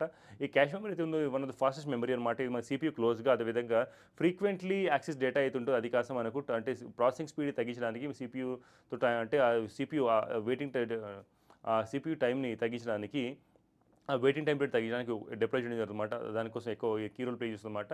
ఇది వచ్చేసి మనకు ర్యామ్ కన్నా SSD కన్నా ఎక్కువ ఫాస్ట్ వర్క్ చేస్తుందన్నమాట. ఈ ర్యాండమ్ యాక్సెస్ మెమరీ అయితే ఉందో మనకు ర్యామ్ కాస్త ఇది అంటే మనకు క్యాష్ తర్వాత నెక్స్ట్ ఫాస్టెస్ట్ ఉంటుందన్నమాట. ఒకవేళ రిజిస్టర్స్ ఉంటే మనకు దాని పైన మన క్యాష్ పైన వస్తుందన్నమాట. సో ఇది ఒక వోల్టైల్ మెమరీ పవర్ ఉన్న సేపు దీంట్లో డేటా ఉంటుందన్నమాట. టెంపరీగా డేటా హోల్డ్ చేస్తుందన్నమాట పవర్ ఉన్నప్పుడు. సో ఈ డేటా వచ్చేసి మన ర్యామ్లో అయితే ఉంటూ మనకి ఇది ఫాస్టర్గా అదేవిధంగా స్టోరేజ్ డివైస్ SSDస్ కన్నా మనకు ఫాస్టర్గా మనకు యాక్సెస్ అవుతుందన్నమాట. ఆ నెక్స్ట్ SSD అయితే ఉందో సాలిడ్ స్టేట్ డ్రైవ్ అయితే ఉందో మన దీంట్లో ఎస్పెషల్ పెన్ డ్రైవ్స్ అదేవిధంగా మనకు ఈ డేటా అయితే ఉందో మనకు ట్రెడిషనల్ హెచ్డిడీస్ కన్నా వాటికన్నా ఇది ఫాస్ట్గా మన డేటా యాక్సెస్ అవకాశం అనమాట. ఈ ఫ్లాష్ మెమరీ టెక్నిక్స్ని వాడతాం. ఇది నాన్ వోల్టైల్ మెమరీ ఉంటుందన్నమాట. ఇది బేసిక్గా చెప్పాలంటే హార్డ్ డిస్క్ డ్రైవ్స్తో మనకి డేటా కాస్త దీంట్లో ఫాస్ట్గా యాక్సెస్ చేసుకునే అవకాశం ఉంది. HDD వచ్చేసి మనకి అవుతుందో మనకి ఇది ఈ స్లోయెస్ట్ నుంచి చెప్పవచ్చు వీటి ఉన్న ఆప్షన్స్ అన్నింటిలో. సో ఇవి మ్యాగ్నెటిక్ స్టోరేజ్ వాడతాం. ఇది మెకానికల్ మూవింగ్ పార్ట్స్ ఉంటాయి దీంట్లో. SSDలో మెకానికలీ మూవింగ్ పార్ట్స్ అనమాట. సో కంపేర్ టు మనకి ఎలక్ట్రానిక్ కాంపోనెంట్స్ మనకి SSD ర్యామ్స్ కన్నా ఇది స్లోగా ఉంటుంది. So option A 3241 is the right option for this question అనమాట. And remaining options ruled out and as we discussed అది. నెక్స్ట్ ఇది వచ్చేసి మనకు మీరు చూడండి కంపారిజన్ అండి. పర్మనెంట్ స్టోరేజ్ మెయిన్ స్టోరేజ్ మన క్యాషీ అదేవిధంగా మనకు రిజిస్టర్స్ అనమాట. సో దాంట్లో మనకు tiny capacity high expensive and extremely fast, లో కెపాసిటీ ఎక్స్పెన్సివ్ అండ్ ఫాస్ట్ అనమాట, medium capacity medium price and fast అనమాట. అదేవిధంగా పర్మనెంట్ వచ్చేసి మనకి huge capacity cheap and slow ఉంటుంది. సో వీటిలో చూసిన మీకు ఎస్పెషల్లీ హార్డ్ డిస్క్ అదేవిధంగా SSDs ఉంటాయి అనమాట. దీంట్లో డైనమిక్ ర్యాండమ్ యాక్సెస్ మెమరీ ఉంటుంది, DRM ఉంటుంది. And static random access memory DRM కన్నా మనకు ఫాస్ట్ ఉంటుంది అనమాట. దాంట్లో క్యాష్ మెమరీ ఉంటుంది అనమాట. L1 క్యాష్ L2 క్యాష్ అదేవిధంగా L3 క్యాష్ అనమాట. CPU రిజిస్టర్స్ వచ్చి మనకి ఎస్పెషల్లీ తక్కువ కెపాసిటీ ఉన్న ప్రాసెసర్లో మనకు అది ఉంటుందన్నమాట. సో ఇది మనకి మెమరీ హైరార్కీ అనమాట. మెమరీ హైరార్కీ మీ ఒక బ్రీఫ్ కోసము మీరు ఇది రెఫరెన్స్ కోసము. నెక్స్ట్ క్వశ్చన్ అండి, the dash layer is the lowest layer in OSI model. Open system inter connections మనకి క్వశ్చన్ అడిగింది అనమాట. ఓపెన్ సిస్టమ్ ఇంటర్ కనెక్షన్స్ తప్పకుండా మనకు క్వశ్చన్ ఎక్స్పెక్ట్ చేసే అవకాశం ఉంది. ఎందుకంటే తరచుగా ఎగ్జామ్స్ అడిగే అవకాశం ఉంటుంది దీంట్లో. ఏంటంటే మనం ఒక నెట్వర్క్ కమ్యూనికేషన్ డివైజెస్లో మనకి ఎస్పెషల్లీ మనకు నెట్వర్కింగ్ డివైజెస్లో ఏవైతే మనకు వాటి హైరార్కీ లెవెల్ పరంగా వాటి యొక్క ప్లేసెస్ పరంగా మనకి ఇక్కడ ఇన్ఫర్మేషన్ జరుగుతుంది. సో దీంట్లో open system inter connection especially మీరు లోయెస్ట్ లేయర్ చెప్పాలంటే మీకు ఫిజికల్ లేయర్ వచ్చేసి మనకి లోయెస్ట్ లేయర్ అనమాట. అప్లికేషన్ లేయర్ మన టాప్ లేయర్ అనమాట. సో ఇది మనకి లేయర్ 1 అని చెప్పవచ్చు. ఇది లోయెస్ట్ లేయర్ వచ్చి మనకి లేయర్ 1 అండ్ ఇది వచ్చేసి మనకు లేయర్ 7 అనమాట. సో లేయర్ 7 అండ్ ఆప్షన్ 1 చూసినట్టు మీకు ఎస్పెషల్లీ ఫిజికల్ లేయర్ అవుతుందో మనకు ఇది అంటే ఫిజికల్ ఏదైతే ఆప్షన్ D అవుతుందో మనకి ఇది మనకు లేయర్ 1 అంటారన్నమాట. ఇది మనకు ముఖ్యంగా యాక్చువల్ కనెక్షన్స్ మనకి అయితే డివైస్ పరంగా మనకు అంటే బిల్డ్ అవుతుందో అదేవిధంగా ఈ రిసెప్షన్ ఆఫ్ ట్రాన్స్మిషన్ అయితే ఉందో మనకు అది బిట్ స్ట్రీమ్స్ పరంగా మనకు ఓ ఫిజికల్ మీడియం ద్వారా అంటే కేబుల్స్ ద్వారా రేడియో ఫ్రీక్వెన్సీస్ ద్వారా ఇవన్నీ కూడా మనకు ఈ హార్డ్వేర్ కాంపోనెంట్స్ అయితే సిగ్నల్స్ ట్రాన్స్ఫర్స్ అయితే అవుతాయి స్విచెస్ నెట్వర్క్ పరంగా ఇవన్నీ కూడా మనకు ఈ లేయర్లో మనకు ఎస్పెషల్లీ క్లాసిఫై చేయడం జరుగుతుందన్నమాట. ఈ అప్లికేషన్ అయితే మన టాప్ మోస్ట్ లేయర్ అనమాట. యాజ్ డిస్కస్డ్ అనమాట మనకి అయితే ఉందో మనకు ఈ అప్లికేషన్ లేయర్ కాస్త మనకి ఇంటర్ఫేస్ ఎండ్ టు ఎండ్ యూజర్కి ఇంటర్ఫేస్ కనుక మనకు అప్లికేషన్ తెలియజేస్తుంది అన్నమాట మనకి ఇక్కడ. ఎస్పెషల్లీ అది కూడా నెట్వర్క్తో ఎలా ఇంటరాక్ట్ అవ్వాలి, అదే డేటా ఎక్స్చేంజ్ ఎలా జరగాలనో దీంట్లో మనకు చూసినట్లయితే especially hyper text transfer protocol, అదేవిధంగా ఫైల్ ట్రాన్స్ఫర్ ప్రోటోకాల్, అదేవిధంగా మనకి సింపుల్ మెయిల్ ట్రాన్స్ఫర్ ప్రోటోకాల్ ఇవన్నీ కూడా మన దీంట్లో క్లాసిఫై అవుతాయి అనమాట. ఈ సెషన్ లేయర్ ప్రోటోకాల్ వచ్చి మనకి లేయర్ 5 అనమాట. ఇది మనకి ఓపెన్ సిస్టమ్ ఇంటర్ కనెక్షన్స్లో ఎస్పెషల్లీ ఇది ఏం చేస్తాం మనకి దీంట్లో అంటే ఒక ఎస్పెషల్లీ అప్లికేషన్స్ పరంగా మనకు డిఫరెంట్ డివైస్ పరంగా మనకు సెషన్స్ ఎలా ఎస్టాబ్లిష్ అవుతాయి, ఎలా మేనేజ్ అవుతాయి, ఎలా టర్మినేట్ అవుతాయని అది తెలియజేస్తుంది అనమాట. ఎస్పెషల్లీ దీంట్లో వచ్చేసి మీరు net bias and RPC remote procedure call ఇవన్నీ కూడా మనకి ఈ ప్రోటోకాల్ మనకి ఇందులో సెషన్ మేనేజ్మెంట్లో మనకి ఇన్వాల్వ్ అయి ఉంటాయి అనమాట. ఈ ట్రాన్స్పోర్ట్ లేయర్లో చూసినట్టు మనకు ఓపెన్ సిస్టమ్ ఇంటర్ కనెక్షన్లో ఎస్పెషల్లీ దీంట్లో డేటా వచ్చేసి మనకు కంప్లీట్లీగా అంటే అక్యురేట్గా ఎలా ట్రాన్స్ఫర్ అవుతుంది మనకు ఎలా డివైస్ పరంగా ఒకదాని నుంచి ఒకరికి. సో ఈ end to end communication service అవుతుంటే మనకి డేటా సెగ్మెంటేషన్, ఎర్రర్ డిటెక్షన్, అదేవిధంగా ఫ్లో ఆఫ్ కంట్రోల్ ఏవుతుంటో మనకు ఈ ప్రోటోకాల్స్ పరంగా ట్రాన్స్మిషన్ కంట్రోల్ ప్రోటోకాల్ పరంగా మనకి యూజర్ డేటా ప్రోగ్రామ్ యూడీపీ పరంగా మనకి ఇది ట్రాన్స్పోర్ట్ లేయర్లో ఆపరేట్ అవుతుంది అనమాట. And this is how the layers of అంటే మనకి ఏతుందో ఓఎస్ఏ ఆపరేట్స్ అనమాట. దీంట్లో మీకు క్లియర్గా చెప్పడం జరిగింది అనమాట. అప్లికేషన్ వచ్చి మీకు స్టార్టింగ్ మనకు గూగుల్, అదేవిధంగా పీసీస్ ఎలా వర్క్ అవుతుంది, అదేవిధంగా మీకు మీడియా సిగ్నల్, అదేవిధంగా బైనరీ ట్రాన్స్మిషన్ పరంగా మన కేబుల్స్ పరంగా ఎలా మనకు వర్కౌట్ అవుతుంది. అదేవిధంగా నెక్స్ట్ ఫిజికల్ అడ్రసింగ్ మనం డేటా పంపించినప్పుడు మనకి కేబుల్స్ ద్వారా ఆ ఫిజికల్ అడ్రసింగ్ ఎలా జరుగుతుంది, పాత్ డిటర్మినేషన్ ఎలా జరుగుతుంది, అక్కడ ఎండ్ టు ఎండ్ కనెక్షన్స్ ఎలా జరుగుతుంది మన ట్రాన్స్పోర్ట్లో, నెక్స్ట్ ఇంటర్ హోస్ట్ కమ్యూనికేషన్ ఎలా జరుగుతుంది, ఆ డేటా రిప్రజెంటేషన్ ఇవన్నీ కూడా మనకు ఈ ఓఎస్ఏ మోడల్లో మన డిఫరెంట్ లేయర్స్ ఉంటాయి. ఫస్ట్ లేయర్ మన physical layer, then data link layer, network layer, transport layer, session layer, presentation layer, application layer ఇవన్నీ కూడా మనకి డిఫరెంట్ లేయర్ మన ఓఎస్ఏ మోడల్ అని చెప్పొచ్చు అనమాట. సో ఇది మనకు ఆ 137 క్వశ్చన్ నుంచి ఆన్సర్. అండ్ నెక్స్ట్ నా 137కి వెళ్తున్నాం మనము. అండ్ ఇది వచ్చి మనకి ఎస్క్యూఎల్ స్ట్రక్చర్డ్ క్వెరీ లాంగ్వేజ్ పరంగా మనకు అడిగే క్వశ్చన్ అనమాట దీంట్లో. So data querying tuple insert, remove and modification capabilities ఇవన్నీ కూడా ఏవైతే ఉంటాయో ఆర్ ప్రొవైడెడ్ బై డాష్ అంటే దేని ద్వారా ప్రొవైడ్ చేయడం జరుగుతుందన్నమాట. అయితే కింద ఉన్న ఆప్షన్స్ మనం చూసినట్టు మనకి DML data manipulation language, data DSL data control language, data మనకు definition language, data transaction control language. వీటిలో మనకి ఎస్క్యూఎల్లో అంటే మనకి ఏ ఫీచర్ ద్వారా మనకు ఏ ఆప్షన్ ద్వారా మనకు ప్రొవైడ్ చేయడం జరుగుతుందన్నమాట అని చెప్తున్నారు. ఈ క్వశ్చన్ రాగానే ఎస్ఎస్సి సీజీఎల్లో కాస్త నేను చెప్తున్నా కదా, మ్యాక్సిమం నాకు తెలిసినంత వరకు సీజీఎల్లో మీ కంప్యూటర్స్లో కనుక పేపర్ ఈ క్వశ్చన్ వస్తే మాత్రం చాలా few people will be answering this question అనమాట. సో ఆ టైంలో మీ టైం కొద్దిగా రిస్క్ తీసుకోవాల్సిన అవసరం లేదు. బట్ స్ట్రక్చర్ క్వెరీ లాంగ్వేజ్ అంత ఎక్కువ అడిగే అవకాశం లేదు. బట్ దీంట్లో ఏంటంటే ఇవన్నీ types of commands and structure query లాంగ్వేజ్లో. So the right answer would be ఈ క్వశ్చన్కి వస్తే మనకు దాంట్లో ఉన్న క్వెరీ అయితే డిఎంఎల్ డేటా మ్యానిపులేషన్ లాంగ్వేజ్లో మాత్రం మనకి ఏదైతుందో data క్వెరీయింగ్, టపల్ insert, remove and modification ఇవి ఈ కమాండ్స్ని వాడడం జరుగుతుందన్నమాట. ఇది డేటా మ్యానిపులేషన్ లాంగ్వేజ్ అవుతుంది. ఈ subset of SQL structured query language అనమాట. ఇది ఏం చేస్తుంది స్పెషల్ మన క్వెరీ పరంగా మనకు ఇన్సర్ట్ చేయడానికి, అదేవిధంగా అంటే క్వెరీ చేయడానికి కమాండ్స్ ఏవైతుంటే క్వెరీ చేయడానికి, అదేవిధంగా insert or update or delete records చేయడానికి డేటాబేస్లో ముఖ్యంగా ఇది ఉపయోగపడే అవకాశం అనమాట.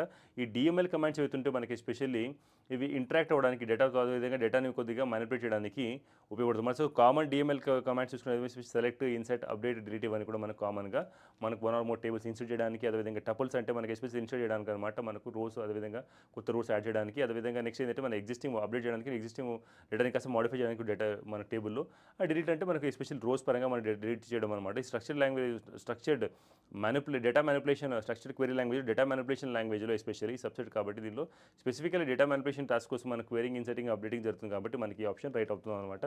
Remaining data control language, data definition language, అదే ట్రాన్స్మిషన్ కంట్రోల్ లాంగ్వేజ్ కూడా మనకి ఆప్షన్స్ ఎక్కడ కూడా అంటే అవి ఎగ్జిస్ట్ అవ్వ అండ్ మోరోవర్ డిఫైన్ చేయవన్నమాట. అక్కడ డేటా మేనేజ్మెంట్ జరగదు అక్కడ. ఎస్పెషల్లీ డేటా ఇక్కడ చూసినట్లయితే మీరు ఏమన్నారు మోడిఫికేషన్ అన్నారన్నమాట, కేపబుల్ అనమాట. సో ఇక్కడ మీ బయటలో చూస్తే మనం డేటా కంట్రోల్ లాంగ్వేజ్ దీన్ని చూసిన కంట్రోల్ వచ్చేసి దీంట్లో ఎస్పెషల్లీ దీంట్లో పర్మిషన్స్ అండ్ యాక్సెస్ రైట్స్ ఒక యూజర్ గ్రూప్స్ గురించి అంటే తెలియస్తూ ఉంటుంది. కానీ ఇక్కడ మోడిఫికేషన్ ఉందన్నమాట, పర్మిషన్స్ గురించి ఉంది కాబట్టి ఈ డేటా కంట్రోల్ లాంగ్వేజ్ అయితే మనకి ఇది మనకి ఆప్షన్ రూల్ అవుతుంది అనమాట. అదేవిధంగా డేటా డెఫినేషన్ లాంగ్వేజ్ ఉందో మనకి దీంట్లో ఎస్క్యూఎల్ కమాండ్స్ ఏవైతుంటాయో మనకు ఇవి ఆల్టర్ చేయడానికి or manage database schema ఆబ్జెక్ట్స్ని మనకి టేబుల్స్ ఏవైతుంటాయో, ఇండెక్సెస్ వేరీస్ ఉంటాయో వాటిని కాస్త మనకు మోడిఫై చేయడానికి అవకాశం ఉంటుంది. కానీ రిమైనింగ్ వాటికి మనకు ఆప్షన్ ఉండదు. కాబట్టి ఈ ఆప్షన్ వచ్చి మనకి ప్యూర్లీ మనకి ఇది స్కీమా స్ట్రక్చర్ ఆఫ్ డేటాబేస్ని మనం మేనేజ్ చేయడానికి ఉపయోగపడుతుంది. కాబట్టి ఇది ప్యూర్గా మనకు రూల్డ్ అవుట్ అవుతుందన్నమాట ఈ ఆప్షన్ సి. నెక్స్ట్ కాస్త మనకు ట్రాన్సాక్షన్ కంట్రోల్ లాంగ్వేజ్ ఉందో ఆప్షన్ డి అవుతుందో మనకు ఇది వచ్చేసి ప్యూర్గా ఈ ట్రాన్సాక్షన్ కంట్రోల్ కాస్త మనకు డేటా క్వేరింగ్ అది మ్యానిపులేషన్ గురించి మనకు ఫోకస్ చేస్తుంది. అంటే ఇది ట్రాన్సాక్షన్ కంట్రోల్ మీద ఫోకస్ చేస్తుంది, కానీ ఇక్కడ కూడా డేటా క్వేరింగ్ అది మ్యానిపులేషన్ ఫోకస్ చేయదన్నమాట. ఇందులో వచ్చేసి మనకు ట్రాన్సాక్షన్స్ ఎలా మనకు అంటే మేనేజ్ అవుతాయో దాని పరంగా డేటాబేస్ పరంగా ఇది ఉపయోగపడుతుందన్నమాట. అండ్ మోరోవర్ ఇది కన్సిస్టెన్సీ అదేవిధంగా ఇంటిగ్రిటీని బిల్డ్ చేస్తుంది. కానీ ఇక్కడ మల్టీ యూజర్ ఎన్వైరన్మెంట్స్ ఎస్పెషల్లీ, కానీ ఇక్కడ కూడా మనకి ఇది మేనేజ్మెంట్ పరంగా ఉపయోగపడదు. సో మ్యానిపులేషన్ పరంగా ఉపయోగపడదు. సో అందుకే ఈ ఆప్షన్ కూడా రూల్డ్ అవుట్ అనమాట. ఎస్క్యూఎల్ కమాండ్స్ చూసినా ఎస్పెషల్లీ డీడీఎల్ మీద చూస్తాం కదా, DDL, DML, and DCL and TCL అనేది DQL అనమాట. ఇవన్నీ కూడా మనకు వాటికి ఆపరేషన్స్ అండ్ అవి ఎలా ఉంటాయో తెలియజేయనమాట. సో ఇవన్నీ data definition language, data manipulation language, data transaction control language, data control language, data query language, DQL ఇవన్నీ కూడా మనకు ఈ SQL కమాండ్స్ ఇవి మీ యొక్క రెఫరెన్స్ కోసం ప్రొవైడ్ చేయడం జరిగింది. Next question 138 which of the following is not a graphic file extension. Graphic file extension మనకు పిక్టోరియల్ పరంగా మనకు ఇమేజ్ ఉండాలి, కానీ ఇక్కడ D.doc అనే ఒక ఆప్షన్ ఉందన్నమాట. ఆప్షన్ D ఇది డైరెక్ట్గా మనకి ఈజీగా బేసిక్ చెప్పే క్వశ్చన్ అనమాట. ఆన్సర్ ఇది. .doc అంటే మనకి దేనికోసం వాడతారండి, ముఖ్యంగా ఇది డాక్యుమెంట్ కోసం వాడతారు.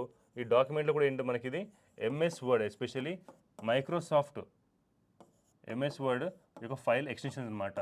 సో ఈ ఫైల్ ఎక్స్టెన్షన్ అంటే ఏంటి సార్? ఫైల్ ఎక్స్టెన్షన్ అంటే ఏదైనా ఒక ఫైల్ నేచర్ ఆఫ్ ఫైల్ తెలియజేసేది అనమాట. డిఫాల్ట్గా పేరు చివరి ఒక ఫైల్ చివరి డాట్ తర్వాత ఉండే ఆ 3-4 క్యారెక్టర్స్ అవుతుండే అవి మనం ముఖ్యంగా ఫైల్ ఎక్స్టెన్షన్ దేనికంటే ఒక ఫైల్ యొక్క నేచర్ని మనకు అవి డిఫైన్ చేసేది అనమాట. సో దాంట్లో చూసినట్టు మీకు especial .jpg joint photography group, అదేవిధంగా బిట్ మ్యాప్, అదేవిధంగా నెక్స్ట్ PNG అవుతున్నాయి. ఇవి కూడా మనకి ఇవి గ్రాఫిక్కి సంబంధించిన అనమాట. ఇవి ఒకసారి ఆప్షన్ అనాలిసిస్ చూసినట్టు ఎస్పెషల్లీ JPG ఆర్ JPEG ఏవైతే మన జాయింట్ ఫోటోగ్రాఫిక్ ఎక్స్పర్ట్స్ గ్రూప్, అదేవిధంగా దానికోసము అంటే ఆ పరంగా మన joint photographic group or joint photographic expert groups వచ్చేసి మనకి ఇవి ఆ డెఫినేషన్ పరంగా మనకి ఇది యాక్ట్ చేస్తుందన్నమాట, ఆ అబ్రివేషన్.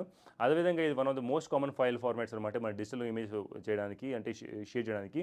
అదేవిధంగా లాసీ కంప్రెషన్ దీంట్లో ఉంటుంది. అదేవిధంగా ఇది ఫైల్ సైజు కాస్త మనకు ఒక ఇమేజ్ డేటాని కాస్త మనకు అంటే స్మాలెస్ట్ ఫైల్ సైజ్ కూడా మనకి మినిమం లాస్ క్వాలిటీ ఫైల్ పరంగా మనకి మినిమం అంటే క్వాలిటీ పరంగా మినిమం లాస్ అయ్యేలాగా మనకు షేరింగ్ కోసం ఉపయోగపడుతుంది అనమాట.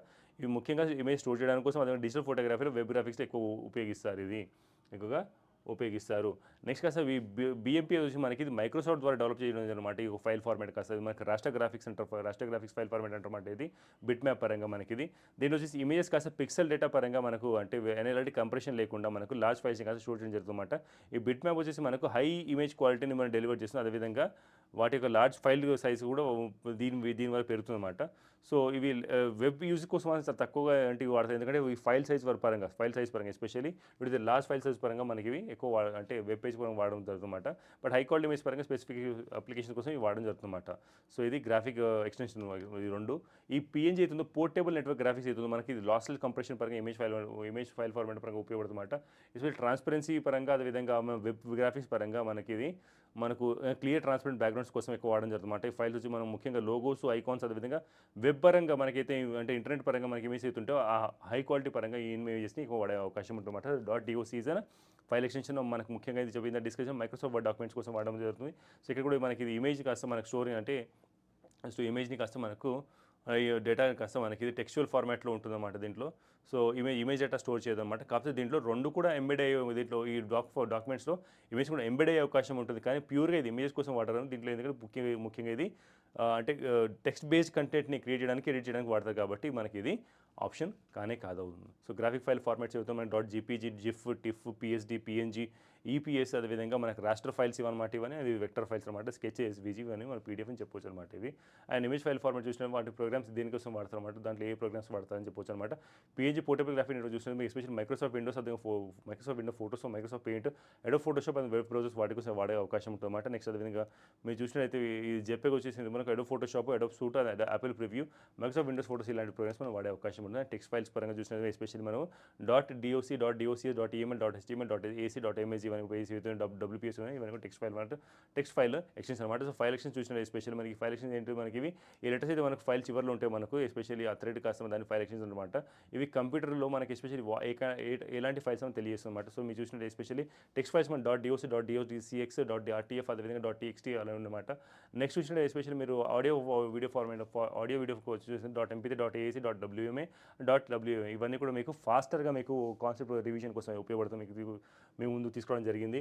నెక్స్ట్ ఇంకోటి వచ్చేసి మీకు ఇక్కడ షార్ట్ కట్ గురించి క్వశ్చన్ అడిగింది అనమాట. షార్ట్ కట్స్ తప్పకుండా మీకు రివైజ్ చేయండి. కంప్యూటర్ షార్ట్ కట్స్ ప్రతి ఎగ్జామ్లో అడిగే అవకాశం ఉంటుంది అండ్ ఈజీ టు స్కోర్ అనమాట. ఇక్కడ మార్క్స్ మనకు వచ్చేసి సో క్వశ్చన్ ఏమి అడిగారు మనకు 139లో dash is shortcut key to open the existing presentation open చేయడానికి మనకి కింద ఏ షార్ట్ కట్ కీ అని వాడుతుంది అనమాట. కంట్రోల్+L, కంట్రోల్+N, కంట్రోల్+E, కంట్రోల్+O అంటే ఆప్షన్ వచ్చేసి మనకు కంట్రోల్+O అనమాట. కంట్రోల్+O అనే ఆప్షన్ ఇది రోల్ మనకి కరెక్ట్ ఆన్సర్ అవుతుంది. అండ్ ఈ రిమైనింగ్ ఆప్షన్ ఎందుకంటే మనకి కంట్రోల్+L వచ్చేసి మనకి స్టాండర్డ్ అంటే మైక్రోసాఫ్ట్లో స్టాండర్డ్ కీ ఫార్మాట్ కాదనమాట. ముఖ్యంగా ఇది కొన్ని సందర్భాల్లో కొన్ని ప్రోగ్రామ్స్ మాత్రం web browser especially control plus ఎక్కడ వాడతారంటే మనకి ఇది ఒక అంటే కర్సర్ని కన్నా ఫోకస్ చేయాలంటే అడ్రస్ బార్లో మనకి అక్కడ లొకేషన్ ఫీల్డ్లో అక్కడ వాడే అవకాశం అంటే మరి కంటెక్స్ట్ ఆఫ్ మన పవర్ పాయింట్ కంటెక్స్ట్ మాత్రం ఇది ఇక్కడ కూడా మనకి ఇది ఒక ఎగ్జిస్టింగ్ సాఫ్ట్వేర్ అంటే ప్రజెంటేషన్ మాత్రం ఓపెన్ చేయదు. సో ఈ ఆప్షన్ రూల్ అవుట్ అనమాట. ఈ కంట్రోల్ ప్లస్ అయితే మనకి ఇది కొత్త డాక్యుమెంట్ క్రియేట్ చేయడానికి, కొత్త ప్రజెంటేషన్ క్రియేట్ చేయడానికి, కొత్త ఫైల్ క్రియేట్ చేయడానికి ముఖ్యంగా ఏదైనా మనకు డిపెండింగ్ అపాన్ సాఫ్ట్వేర్ అయితే ఉంటుందో దానికి కంట్రోల్ ఏంటంటే బేసిక్గా కొత్తది ఏదైనా న్యూ బ్లాంక్ అంటే స్టార్టింగ్ ఫ్రమ్ ఫ్రెష్ స్క్రాచ్ నుంచి ఒక కొత్తగా అది ఒక ఫైల్ ఓపెన్ చేస్తుంది. కానీ ఇక్కడ కూడా మన పవర్ పాయింట్ ప్రజెంటేషన్ అలాగే ఓపెన్ చేసుకోవాలి. ఈ ఆప్షన్ రూల్ అవుట్ అనమాట. నెక్స్ట్ ఆప్షన్ అయితే మన కంట్రోల్ ప్లస్ అయితే సెలెక్ట్ ఆల్ కాన్సెప్ట్ వస్తుందన్నమాట. ఈ షార్ట్ కట్ కీ కాస్త ఈ select all shortcut key కాస్త మనకి అన్ని డాక్యుమెంట్స్ అన్ని ప్రజెంటేషన్ అలాగే చేస్తుందన్నమాట. సో ఇది కూడా మనకు ఆప్షన్ కొత్తగా ఎగ్జిస్టింగ్ ఫైల్ని మనకు ఓపెన్ చేయదు కాబట్టి ఈ option rule out. Option D అయితే మనకి ఇది కంట్రోల్ ప్లస్ అవుతుంది మనకి ఇది ఎస్పెషల్లీ ఓపెన్ అంటే ఎగ్జిస్టింగ్ ఫైల్ అయితే మన డాక్యుమెంట్లు అయినా ప్రజెంటేషన్ అయినా వేరే ప్రోగ్రామ్స్ ఇక్కడ మనకు ఇన్వాల్వ్ అవుతుంది ముఖ్యంగా. సో కాబట్టి control plus O is the right answer అనమాట. పవర్ పాయింట్లో కూడా especially when you press control plus O ఇది ఏం చేస్తుంటే మనకు డైలాగ్ బాక్స్ ఓపెన్ అవుతుందన్నమాట. దానివల్ల మనం బ్రౌజ్ చేసుకోవాలి, మన ఎగ్జిస్టింగ్ ఫైల్ ఏదైతుందో దాన్ని ఓపెన్ చేసుకోవడానికి అవకాశం ఉంటుంది. So keyboard short cuts power point presentation especially చూసినట్టు ఎస్పెషల్లీ అంతే వేరే పార్ట్స్కి మూవ్మెంట్కి అదేవిధంగా పవర్ పాయింట్ ఫైల్స్కి అదేవిధంగా ఆబ్జెక్ట్స్కి స్లైడ్స్కి ఏవైతే కీబోర్డ్ మన షార్ట్ కట్స్ ఉంటే అవి మీకోసం ఇక ప్రొవైడ్ చేయడం జరిగిందన్నమాట. Very fast analysis faster review కోసము. నెక్స్ట్ క్వశ్చన్ అండి 140th. Which of the following keyboard shortcuts is use to go to the file tab in MS Word 2010. Again మన షార్ట్ కట్స్ మనకు అడగడం జరిగిందన్నమాట మైక్రోసాఫ్ట్ వర్డ్ పరంగా. అయితే మీరు ఎప్పుడైనా రిబ్బన్లో ఎస్పెషల్లీ ఇక్కడ ఏమన్నాడు ఫైల్ ట్యాబ్ అన్నాడు. అక్కడ ఏమన్నాడు తను ఫైల్ ట్యాబ్ ఎక్కడ ఉంటుంది మనకి ఇది రిబ్బన్లో ఉంటుంది. ఫైల్ ట్యాబ్ ఏమో మనకు పైన రిబ్బన్లో ఉంటుంది అన్నమాట టైటిల్ బార్ కింద. అండ్ ఈ రిబ్బన్లో ఉండే మనకి ఏవైతే వాటిని ఆప్షన్స్ ఏమైనా యాక్టివేట్ చేయాలంటే మీరు ఎస్పెషల్లీ ఎప్పుడైనా మీరు బై డిఫాల్ట్ ట్రై చేయండి. ఆల్ట్ ప్రెస్ చేస్తే మీకు హోమ్లో ఎస్పెషల్లీ హోమ్ ఆర్ మనకు రిబ్బన్లో మనకు అన్నిటికి పైన ఒక ఆల్ఫాబెట్స్ వస్తాయి అన్నమాట. ఆల్ఫాబెట్స్ విజిబుల్ అవుతాయి. ఆల్ఫాబెట్స్ ప్రెస్ చేసినప్పుడు మీకు ఆ పర్టికులర్ ఆప్షన్ కాస్త మీకు యాక్టివేట్ అవుతుంది అనమాట. సో ఇక్కడ మీరు చూసినట్టు ఎస్పెషల్లీ Alt+F కాస్త మన దాంట్లో వర్కౌట్ అవుతుంది అనమాట. Alt+F ఇస్ రైట్ ఆన్సర్ అనమాట. Alt+G వచ్చేసి మనకి ఇది ఏం చేస్తాం మీకు ఫైల్ ట్యాబ్ పరంగా మీ 2010 పరంగా మనకి ఇది ఇక్కడ కూడా మనకి డిపెండింగ్ ఆఫ్ అంటే ఒక సర్టన్ ఫంక్షన్ దాంట్లో లేదనమాట. బట్ గో టు ఫీచర్ని కాస్త మనకు 2013 తర్వాత ఆధార్ ఫీచర్స్కి మనం తీసుకెళ్తాం అనమాట మనకి ఇది. బట్ అర్లియర్ వాటికి 2010 కన్నా ముందు వాటికి ఇది వర్కౌట్ అవ్వదు. ఇది ఒక కరెక్ట్ ఆప్షన్ కానే కాదు అంటే అవ్వదు Alt+G కాస్త. ఈ Alt+H అయితే ఉందో మనకి ఎస్పెషల్లీ ఇది మైక్రోసాఫ్ట్ వర్డ్ ఎడిటర్లో మనకి ఫైల్ ట్యాబ్ తీసుకెళ్ళదన్నమాట. ఇది హోమ్ ట్యాబ్ని మీకు అంటే డిస్ప్లే చేస్తుంది అనమాట. సో దీని ద్వారా మనకి కామన్ అంటే font styles and text element అని అదేవిధంగా పారాగ్రాఫ్ సెట్టింగ్స్ అని అవన్నీ కూడా మీ దీంట్లో యాక్సెస్ చేసిన అవకాశం ఉంది. ఈ Alt+ అయితే ఉంది మనకి ఎస్పెషల్లీ ఇన్సర్ట్ ట్యాబ్కి మనకి ఇది 2010 తర్వాత వర్షన్స్ మనకి ఇది ఉపయోగం అంటే అది యాక్టివేట్ చేస్తుంది అనమాట. అది డిస్ప్లే చేస్తుంది. సో ఇన్సర్ట్ ట్యాబ్ ద్వారా మనకి ఎస్పెషల్లీ పిక్చర్స్ షేప్స్ టేబుల్స్ అది హెడర్స్ అదేవిధంగా ఇమేజ్ ఇవన్నీ కూడా మనం ఇంక్లూడ్ చేసుకోవచ్చు. ఇక్కడ కూడా మనకి ఇది ఎస్పెషల్లీ ఫైల్ ట్యాబ్ గురించి మనం చెప్పే అవకాశం లేదు. కానీ Alt+F అయితే మనకి ఇది కరెక్ట్ ఆప్షన్ అవుతుంది అనమాట. ఎందుకంటే ఫైల్ ట్యాబ్ను మనకి ఎస్పెషల్లీ ఓపెన్ చేస్తుంది MS Word 2010 వర్షన్స్ తర్వాత ఈ Alt+F ఓపెన్ చేసిన వెంటనే ఫైల్ ట్యాబ్ ఓపెన్ అవుతుంది అనమాట. ఇది దీనివల్ల ఇది బ్యాక్ స్టేజ్ వ్యూ వస్తుంది. దానివల్ల ఫైల్ రిలేటెడ్ ఆప్షన్స్ ఏవైతే ఉంటాయో like opening saving printing and other documents ఇవన్నీ కూడా మనకు వస్తాయి అనమాట. సో ఇది చూసినది మీకు ఎస్పెషల్లీ Alt+కి మీరు ప్రెస్ చేసినప్పుడు పైన రిబ్బన్ టైటిల్ బార్ కింద అవుతుందో మీకు రిబ్బన్లో ఎస్పెషల్లీ ఫైల్కి F వస్తుంది, హోమ్కి H వస్తుంది, ఇన్సర్ట్కి N వస్తుంది, డిజైన్కి G వస్తుంది, page layout P, రెఫరెన్స్కి S, మెయిలింగ్కి M, రివ్యూకి R, వ్యూకి W, అక్రోబాట్కి B అనమాట. ఇలా డిఫరెంట్ మనకు షార్ట్ కట్స్ ఆల్ట్కి ప్రెస్ చేసిన వెంటనే డిస్ప్లే అవుతుందన్నమాట. ఒకవేళ Alt+F ఓపెన్ చేసి మీకు ఫైల్ ఓపెన్ అవుతుందన్నమాట. ఫైల్ ఓపెన్ వెంటనే బ్యాక్గ్రౌండ్ స్టేజ్ వ్యూ అవుతుందో బ్యాక్ స్టేజ్ వ్యూ అవుతుందో దాని పరంగా మనకి ఇది ఎస్పెషల్ ఫైల్ ఆప్షన్స్ ఓపెన్ అవుతాయి అనమాట. Info new open save as ado file PDF అదేవిధంగా ప్రింట్ షేర్ ఇలా డిఫరెంట్ మనకు ఈ ఆప్షన్స్ విజిబుల్ అవుతాయి. సో ఇది మనకు ఇందాక క్వశ్చన్ అడిగిన షార్ట్ కట్ కీ కాబట్టి that's the right answer. Next question అండి a device that is use to convert digital signals or data into analogue signals and vice versa is called. ఇది networking device మీ question అడగడం జరిగిందన్నమాట. Networking device special చూసినట్లయితే మీరు networking devices మనకు చూసినట్లయితే especially దాంట్లో మనకు డిఫరెంట్ టైప్ ఆఫ్ డివైస్ ఉన్నాయన్నమాట. ఏంటంటే హబ్, స్విచ్, గేట్వే అదేవిధంగా మోడెమ్ ఇలా డిఫరెంట్ టైప్ ఆఫ్ డివైస్ ఉన్నాయి. అక్కడ నుంచి క్వశ్చన్ అడిగింది అనమాట. ఎస్పెషల్ రూటర్ మన డేటా ప్యాకెట్స్ పరంగా మన డైరెక్షన్ ఆఫ్ ఇన్ఫర్మేషన్ చేయడం అనమాట. ఇలా డిఫరెంట్ డివైస్ నుంచి మన క్వశ్చన్ అడిగింది అనమాట. ఈ కీబోర్డ్ అయితే మనకి ఇది ఒక ఇన్పుట్ డివైస్ అనమాట. ఇక్కడ కూడా మనకి ఇది నెట్వర్క్లో ఇది మన కీ రోల్ ప్లే చేయదు కాబట్టి ఇది ఆప్షన్ రూల్డ్ అవుట్ అనమాట. రూటర్ అనేది కూడా మనకు ఇది ఒక అంటే లైక్ నెట్వర్కింగ్ డివైస్ కానీ ఇక్కడ ఏమని అడుగుతాను ఆప్షన్ మనకు డిజిటల్ టు అనలాగ్ అనే ఆప్షన్ అవుతుందో మనకి ఇది ఇక్కడ కూడా కన్వర్షన్ ఉంటుంది కాబట్టి ఈ ఆప్షన్ రూల్డ్ అవుట్. మోడెమ్ అనేది ఇక్కడ రైట్ ఆన్సర్ అవుతుందన్నమాట. లైట్ పెన్ అవుతుందో మనకు ఇన్పుట్ డివైస్. ఈ లైట్ పెన్ కాస్త మనకి ఇది అంటే మనకి స్టైలస్ లాగా యాక్ట్ చేస్తుందన్నమాట.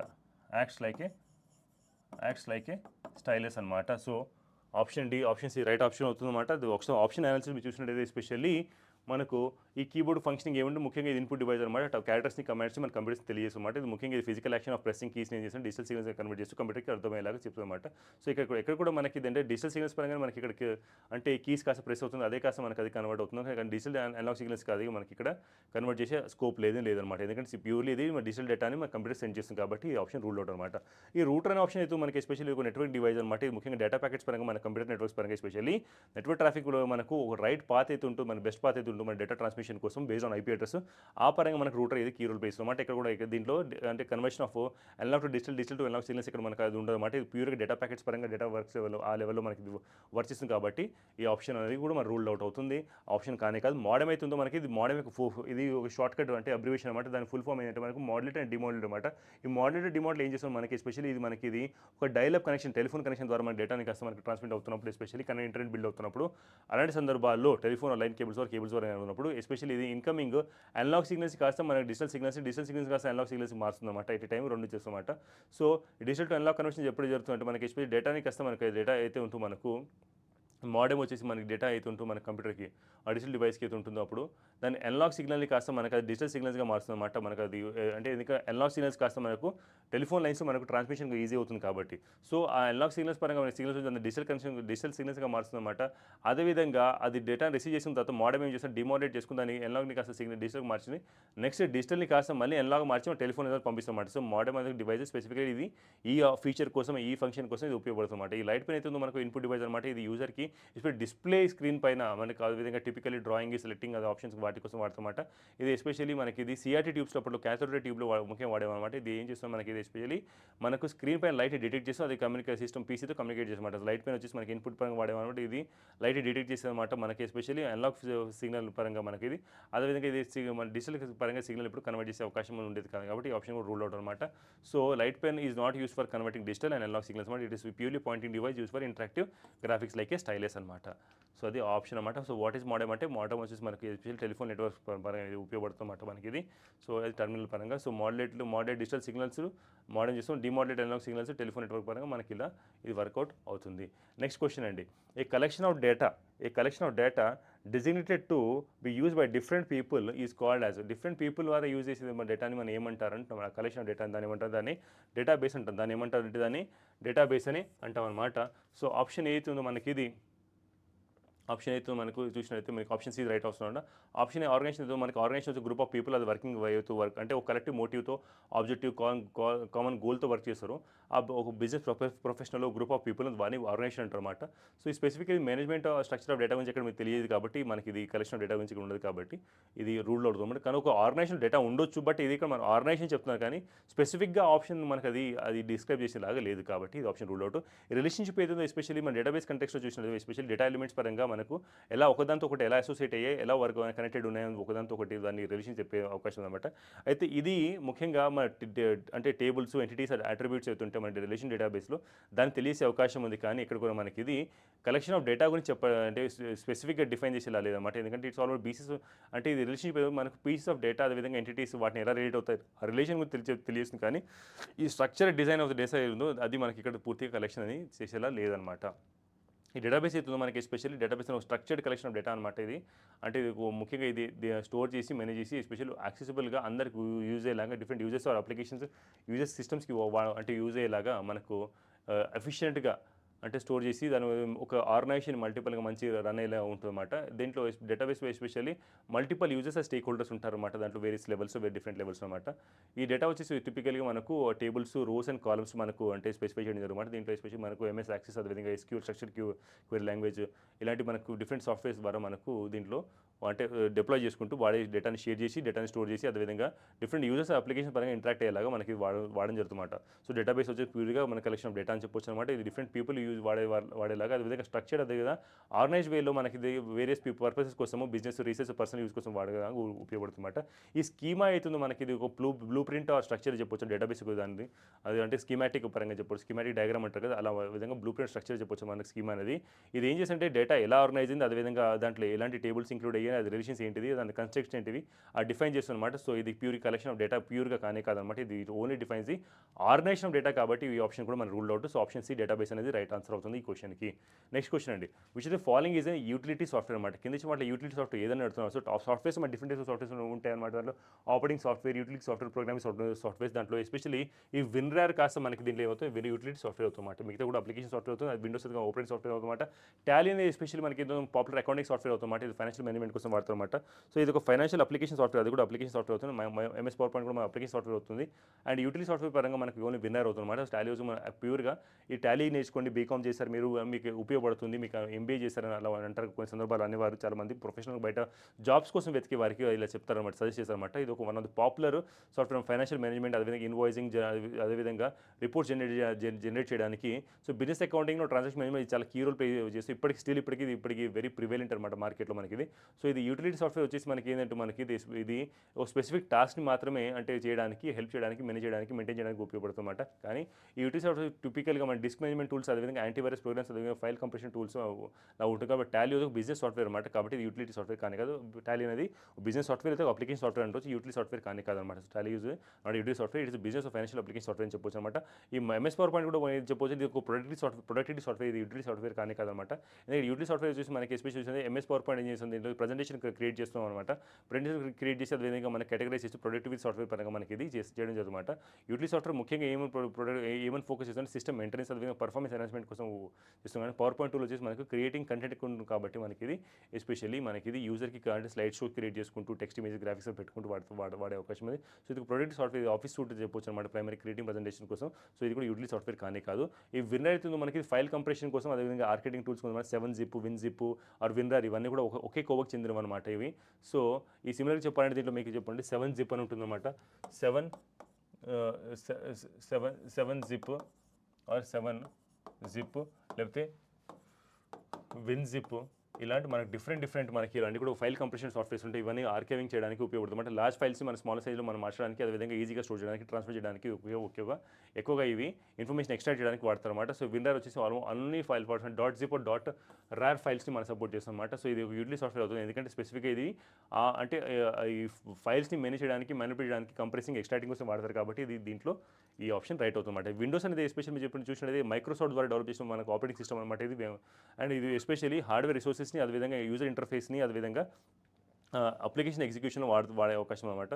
సో ఇది న్యూమరస్ యూటిలిటీస్ని మన system like disc cleanup, defragmentation, అదేవిధంగా బ్యాకప్, విండోస్ ఇవన్నీ చాలా ఉంటాయి. కాబట్టి సో ఇది ఎక్కడ కూడా మనకి ఇది యూటిలిటీ సాఫ్ట్వేర్ కానీ ఇది ఆపరేటింగ్ సిస్టమ్ అవుతుంది. కాబట్టి option is ruled out. And విన్రార్ ఒక బేసిక్ కనిపించింది ఇలా మనకు కనిపిస్తుంది అనమాట. మీకు కంప్రెస్ చేసినట్టు అన్ని బుక్స్ కాస్త ఇలా కంప్రెస్ చేసినట్టు work together. So winner that's how look. Advantage ఏంటి విన్నర్ అంటే హై కంప్రెషన్ రేషియో ఉంటుంది, కంపాటబిలిటీ ఉంటుంది, యూజర్ ఫ్రెండ్లీ ఇంటర్ఫేస్ ఉంటుంది, సెక్యూరిటీ ఉంటుంది, అదే మల్టీ థ్రెడెడ్ కంప్రెషన్ ఉంటుంది అనమాట. సో ఇవన్నీ కూడా మన డిఫరెంట్ టైప్స్ ఆఫ్ మనకి అడ్వాంటేజ్ దాని ద్వారా. నెక్స్ట్ క్వశ్చన్ అండి, a network that is connected 144th question, a network that is connected to the internet but uses encryption to scramble all data sent to the internet is called. So మనకు ఒక network that is connected to the internet connect అయి ఉంటుంది ఆ network. అదేవిధంగా but uses encryption ఉంటుందన్నమాట. Encryption వాడతారు దేనికంటే to scramble all the data sent to the internet is called. దాన్ని వర్చువల్ ప్రైవేట్ నెట్వర్క్ అంటారు, దాన్ని వర్చువల్ ప్రైవేట్ నెట్వర్క్ అంటారు. అది ఎందుకు మనకు ఈ ఆప్షన్ ఎందుకు అవుతుంది, వేరే ఆప్షన్ ఎందుకు కాదు. ఒకసారి ఆప్షన్ అనాలిసిస్ మొదలెట్టి చూసినట్లయితే ఎస్పెషల్లీ ఈ మై నెట్వర్క్ అవుతుందో ఎస్పెషల్లీ ఇది ఒక వేక్ టర్మ్ మనం నెట్వర్క్ అంటే ఇది ఇక్కడ కూడా నెట్వర్క్కి ఆర్ మనకు దానికి సంబంధించి మనకు ఈ టర్మ్ ఉండనమాట. ఎందుకంటే ఇది ఒక ఆర్గనైజేషన్లో ఇండివిజువల్గా మనకి ఇది స్పెసిఫిక్ టెక్నాలజీ పరంగా ఇది ఎక్కడ కూడా రిలేటెడ్ ఉండదు. ఇది ఎన్క్రిప్షన్కి అసలు వర్కౌట్ కానీ కాదనమాట, సెక్యూర్ కమ్యూనికేషన్కి.